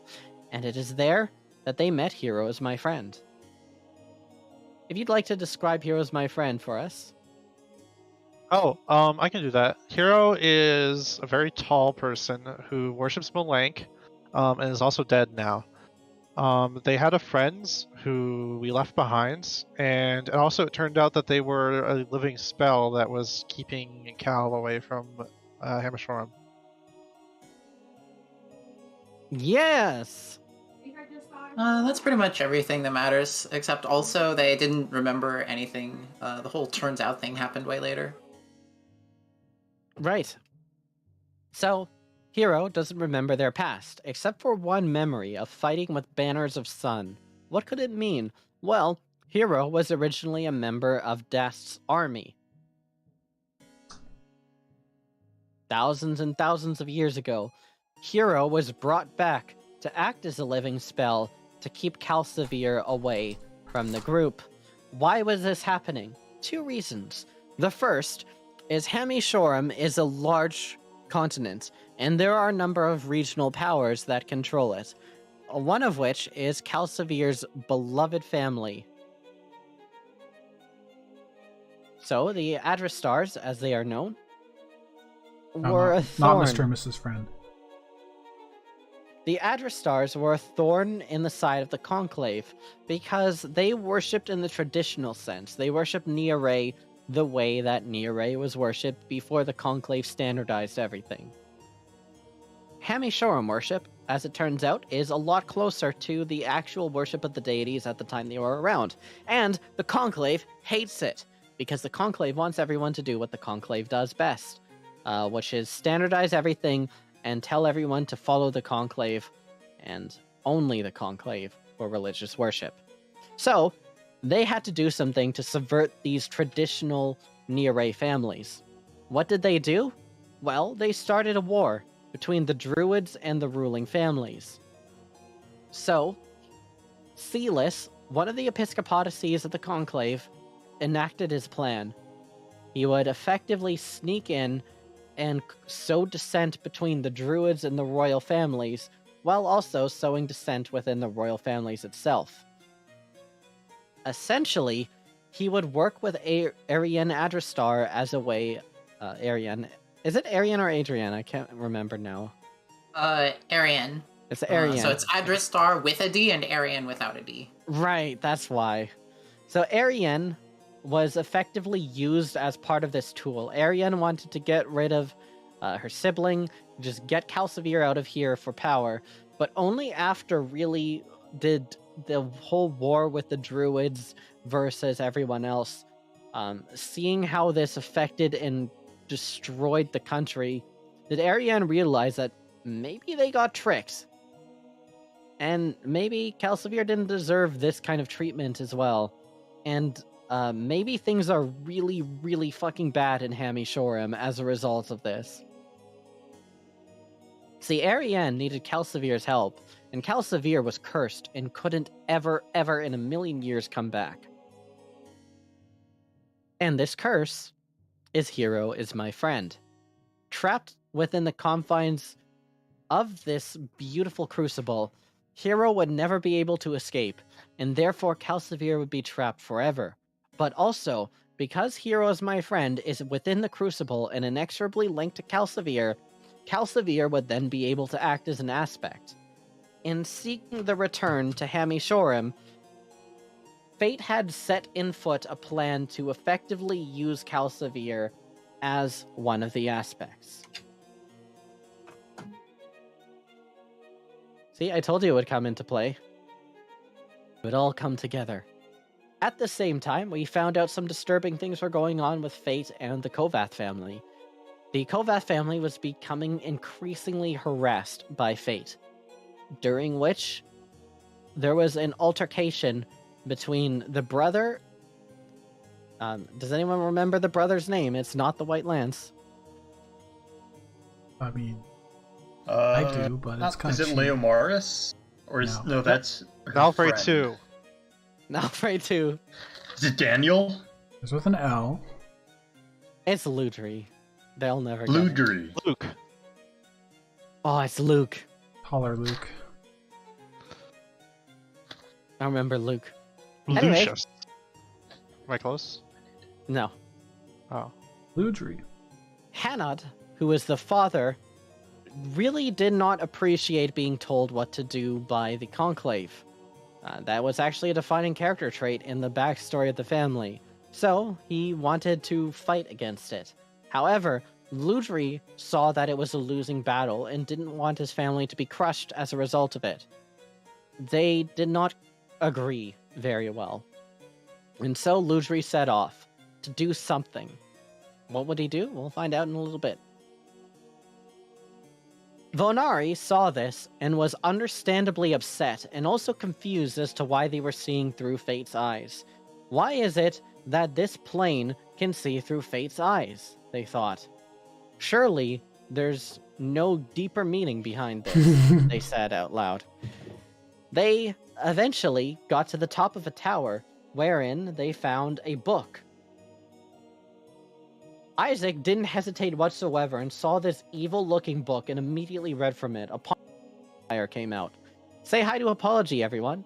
We mentioned her at the start of this recap. Apology. Yeah, could you do that more often? You keep forgetting she's in the story. Apology is the daughter of Sylvania, and she insisted many, many times that Sylvania will know what to do. Don't worry, everyone. Sylvania's got this. The group had reason to distrust Sylvania. They had heard the Hand of Umbra's letters and warnings about Sylvania, and understandably thought that this entity could potentially be an enemy of theirs. Also, her description of Sophia did not match our experiences with her whatsoever. Not in the slightest. Anyway, up north, Jockrob kept repeatedly trying to convince the two captured members, Happy and Calcivir, to join.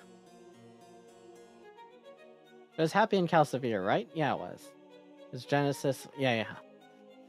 So, during this, they met two separate groups. So there's Genesis, who was a Warforged Paladin of Nagroxtum. There was... What's his name? The wizard. What's his name? Herschel Monroe. There we go.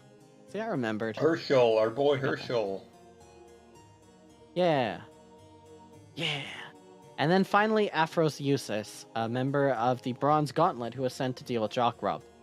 Now, the problem is, in Jockrob's Inner Sanctum, he had stacked all the decks against everyone. And I say multiple decks because he was doing all sorts of bullshit to ensure that he would never be defeated. So, the imprisoned members of the Rising, along with their new allies, had to stage a jailbreak. Meanwhile, in the south, they went on a journey to the north alongside their Vishushi friend, Cinder and Zell, alongside Hero as my friend, who we have just now described, and they set off towards the north to clear out these various barrier-creating crystals, essentially. During which they found Apology, who was a priest of Sylvania, then headed up to a powerful entity, a man who had been lost to the ages. One of the former queens of Slaypool. Give it up for, drumroll please. Can I get a drumroll this time? I don't know if... Alize, the Chained Void. Hey, we was killed one that guy. It was a tough fight, but you managed to kill him. Then, you I've headed up. To turn off noise suppression. You headed up to the north, where you met, and there was a huge group of 10 people. But this lasted for only seconds, because when Calcivir and Hero met, something within them changed, as it was very obvious to Hero and Calcivir that the two of them were linked in some way. Hero, as a living spell that would curse Calcivir, existed only to cause Calcivir misery. And Calcivir did not truly wish for Hero to die, just to be rid of the curse. So, they merged together. In order to get into the final barrier-destroying monument, they needed to undo another living spell that was put in place by the wizard Ventea. Ventea, however, had used the magic of Slaypool, or rather the magic of Shadepool, as a conduit. This ended up being very bad because Nyx Anchi is very, very bad. Ventea ended up becoming like an extremely powerful entity that took an entire session and a little bit to beat. But after defeating Ventea, Ventea used the last control of humanity he had to teleport them back to deal with Jockrob. There, at the bottom, they met with the thing that was imprisoned deep beneath by the Gardeners quite some time ago. You see, the Gardeners had no idea what the hell the Crucible was. They just knew it was really hard to get into it. And if they put something there, it would probably be hidden for a very long time. So, they went in and they dumped in their good friend, and everyone's good friend, Yeshornu Silver. Yoshi Silver. Yeshornu Silver offered the entire group power in exchange for being let out. The entire group, with the exception of one person, and Happy, said no. The other person, upon realizing that they had been swayed, killed themselves to keep this demon from leaving, but Happy was obviously not going to do so. And so, Happy has allowed this demon out into the rest of the world. But, however, Yeshornu Silver promises not to do anything, and everyone knows you can trust demons. The group That's met with what I always Jockrob. say. The group met with Jock Rob, aka Jockey Wobby, aka the most important character in the Jock Rob arc. I would hope so. Being the Jock Rob arc. The fight was about to commence, but Jock Rob, seeing the just destruction here, made one final plea. I'll give you my aspect. Let me work with you, please. We can do much better together than we can apart. I have urgent information, which is that Tim just lost power in their apartment, like in their house. Oh, He's still online here. Yeah, it's gonna be a minute, but that'll go away soon. Don't worry about it. Tim is dead long-lived, Tim. let's wrap up the recap then, very quickly here, as I mean, he can listen to the thought if he wants, but yeah, the next part is stuff that we're all very aware of. Sylvania appears. It's Sylvania, what the heck? No, it's not. It's not Sylvania. It is Fate. I am Fate. I consume Sylvania because my personality is greater than hers. What do I want? I want to see what the worst a single person can do to the entire multiverse. Just a single, all-consuming desire for destruction. Then, she used her divine power to trap them in for all eternity, where the Rising would never be able to leave. Until Dast showed up, about a year later. Dast she also did not beheaded want the someone, group. right? She beheaded Apology because Apology thought Sylvania would help him. You see, Fate really, really, really wants people to be miserable. There's nothing that brings her more joy than sadism. We'll be back in a few minutes. All Fate wanted to do was to cause people misery, and seeing someone that worshipped her past life, literally worshipped as a god, and then forcing them to go through immeasurable suffering for all eternity, where they would be trapped in a single instant forever, unable to move, processing only pain. Well, of course she was going for it. And so she did. She beheaded Apology, gloated in the face of the Rising, and then left. Dast wanted the Rising out, because the Rising was capable of breaking the power balance. Dast believes in ending all magic. That magic was ultimately worse for the world than its benefits. And though he sadly acknowledged that the removal of magic would cause society to collapse until it rebuilt itself, and probably hundreds of thousands of deaths, that he thinks that the benefits are worth the cost. However, he also asserted that he doesn't particularly care if the Rising agrees or not. He will seek out his own end, but he will not stop them in any way, because he wants the world to choose for itself what it wants. Above all else, he doesn't want this person that consumed Sylvania to win. And if the world ultimately decides that they don't want his form of salvation, he's willing to accept that. He is not a tyrant, after all. What he did do, however, was give his blood to all of the members of the Rising to make them demigods. This powered them up immensely and allowed them to escape.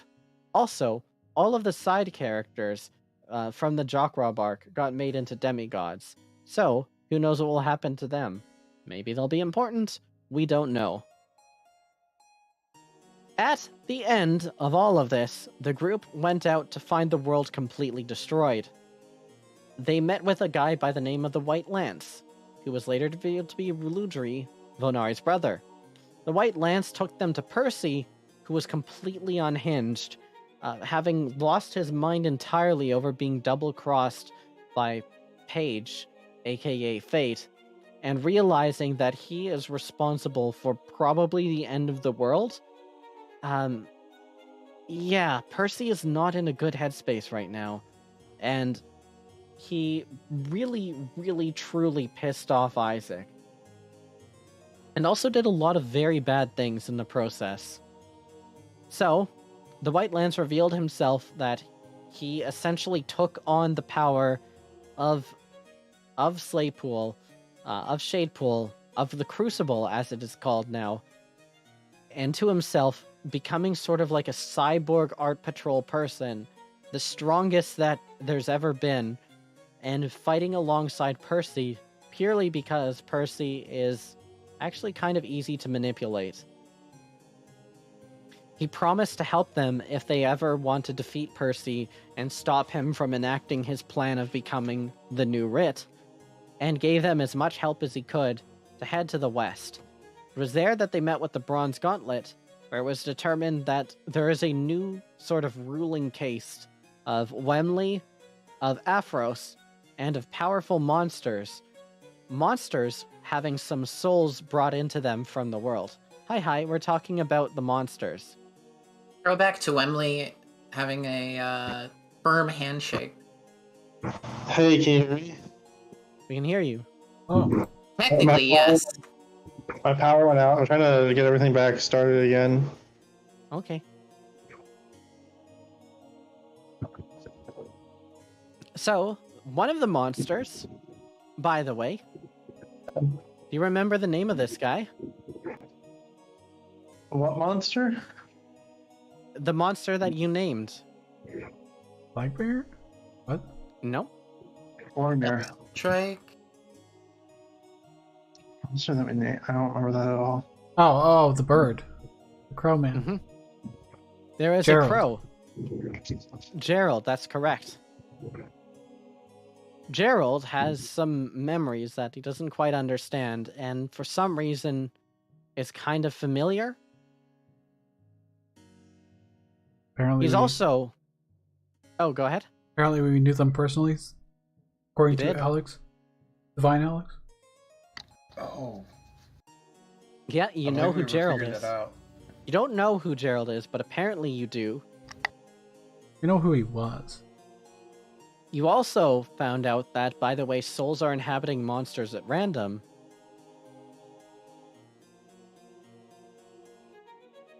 Souls inhabiting monsters at random might come into play in the story later.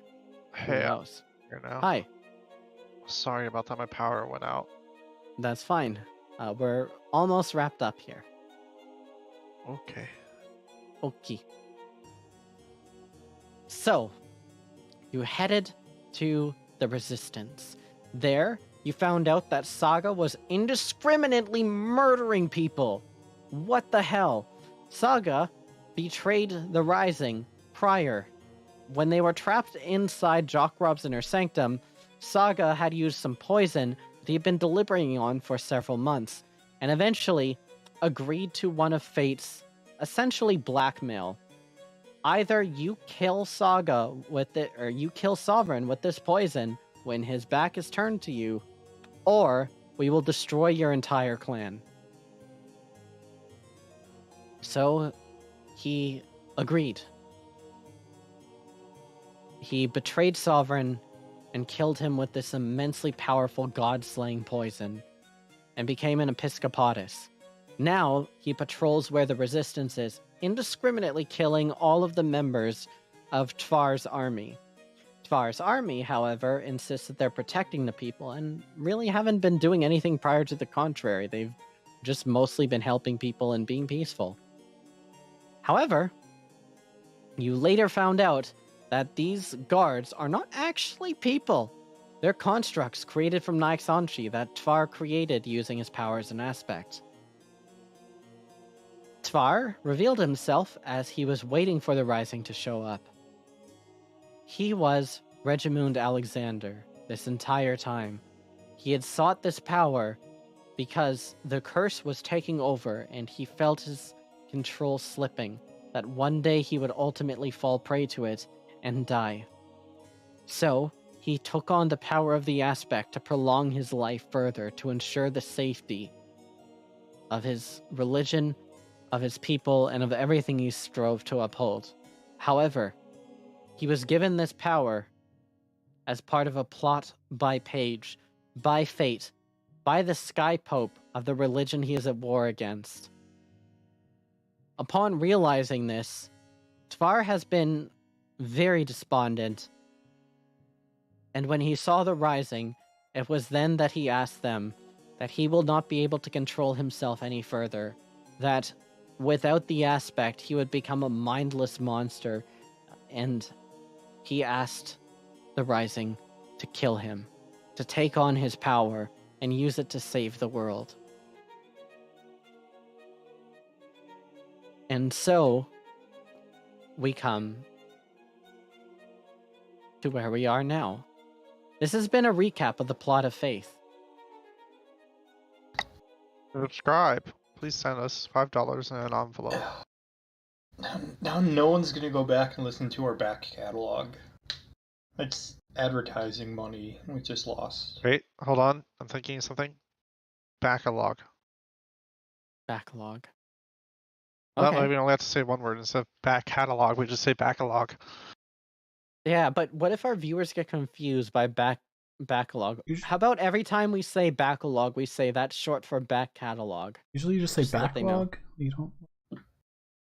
No, that doesn't make any sense. Then you lose like the cata part of it. Yeah. Back catalog, aka back catalog, is just it rolls off the tongue so much better. Backlog. Yeah. AKA back catalog. So, here we are. You are preparing to deal with the aspect of acceptance. Roll for initiative. We get to decide where that fight takes place. Or do we God, that'd know- be cool, wouldn't it? Or do we know I'm actually where? going to. Courtyard with no traps Inside a and volcano. no environmental hazards and no lair actions. No. Inside of a volcano. No, I actually have a plan for this. But judging by how long this recap was, we're probably not going to get to start this fight. But I will show you the battle arena for it. As Are I allowed to set up things ahead of time before the fight starts? you're allowed to prepare ahead of time. He wants to fight you at your best. Yeah, let me see it. Where is it?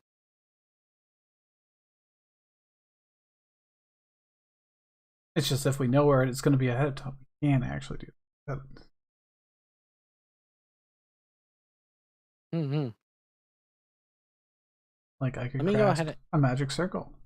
Or if I actually had prepared ahead of time and had enough resources, I could have made a hallow space. But I don't have that much incense. Oh, Cost 1,000 gold worth of incense. Like, when the fuck would I ever buy that? swag. But a magic circle, it'll last for a few hours, I could do. Or at least 1 hour. Please help me balance my budget. My family is starving. 1,000 gold of incense. Um, Food, 30. Free I gold. think I'm going to call the session here, unless you have any role-playing stuff that you'd like to do prior to the fight to Tafar. You can leave this as a recap session, it's okay. How long? What's the duration on the D4s? Are they indefinite or do we They have to are use them in indefinite. session? Okay. Can I use them all and the same roll? Sure. Well, that's gonna be the roll to steal the writ out from underneath the rest of Are the they team. limited to D20 rolls? Yes, they are limited to D20 rolls. You can use them to impose Bane as well. Does the person that dies to become the writ, do they need to like be willing? To become I mean, they do need to be willing. Oh. In a sense of like you're touching this powerful magic object and like letting it absorb your soul so that you can then become that magic object. So I can't like knock someone out and then throw them on the writ. I mean, you can do that. Oh, okay. But if you do that, then they are setting the stage for what the rules will be. So if you push the preacher in there thinking you can instantly kill him, then that's just the preacher ending. I have this big internal question that I've been holding on to that I suppose I might as well throw out here because we have an hour left in the planned session time and we're not really going to accomplish anything in character. Cal has a soul which houses multiple individuals. I believe that at least Cal would become the writ, but I kind of wonder if in writing the new writ, there would be like a good axis represented by hero, an evil axis represented by Sereth, and like a chaotic axis represented by Cal, and that they would all have an indirect influence on the final shape of the writ, like that I wouldn't actually be able to decide what Laws ends are up not happening. equal. That'd be neat. I like that. That's kind of fun. Hey, if we're done, I'm gonna head out because if I leave now, I can run an errand. I didn't think I was. There's gonna get just done one today. thing that I'd like to show everybody here, All right. because you'll be Cool. given time to prepare. Here is the battle map. You'll be fighting on top of this rooftop. Oh, we can just push them off, and then easy, done. How tall is the roof? The I roof is wish gonna you the best Oh of man, luck. is that Sonic in his shadow mode in the center? I was going to say this looks like Sonic. This Hi is there, Far. Sonic. Or Shadow? Shadow? Is that the They go really fast. the edgy one that has a shotgun? Listen, this is no laughing matter. This isn't a joke. How can Did Isaac Tvar get buy a it? shotgun? Did Tvar buy an NFT? Check this out. Hover over it, you can see his hit bar. This is a new thing. It's like blue and also green. Yep, Turquoise. Ooh, it's got like- multiple hit bars. like teal.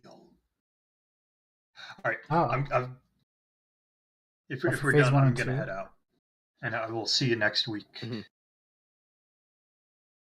Yep, so just take a look at this thing.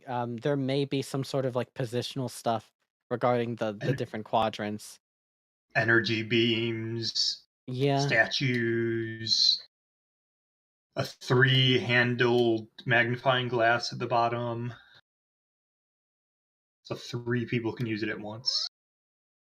there might be some stuff. Scale of this arena. As long as I get Alright, 1 so minute that's ahead like of time. 10% of my longbow maximum range. You can also go like on the roof. This roof is up 15 feet. Oh, so it won't do a lot of damage when we push them off, but they'll probably try to Really come back short up and we'll roof. push them off again. If we just push them off the roof enough times, he'll die. I can Doesn't reverse sound gravity like on it'll- him. Ooh, and then Like- we push him off the roof while he's up in the sky. All right, I'm heading out. I'll see you tomorrow. Are we doing the thing tomorrow? Depends on of enough people on it. I don't know what Okay. the thing is yet, other than unspecified tabletop. All right. Oh, it's Alright, Sort I'll of check one-shot chat dungeon later. thing. yeah, it's Alright, just a I gotta one-shot go. dungeon. Yeah. In 5e. No, Oh, in the Black Hack. I have no idea what that is. Oh, cool. Is that school or is it new school? Old school. Yeah, Oh. it's yeah.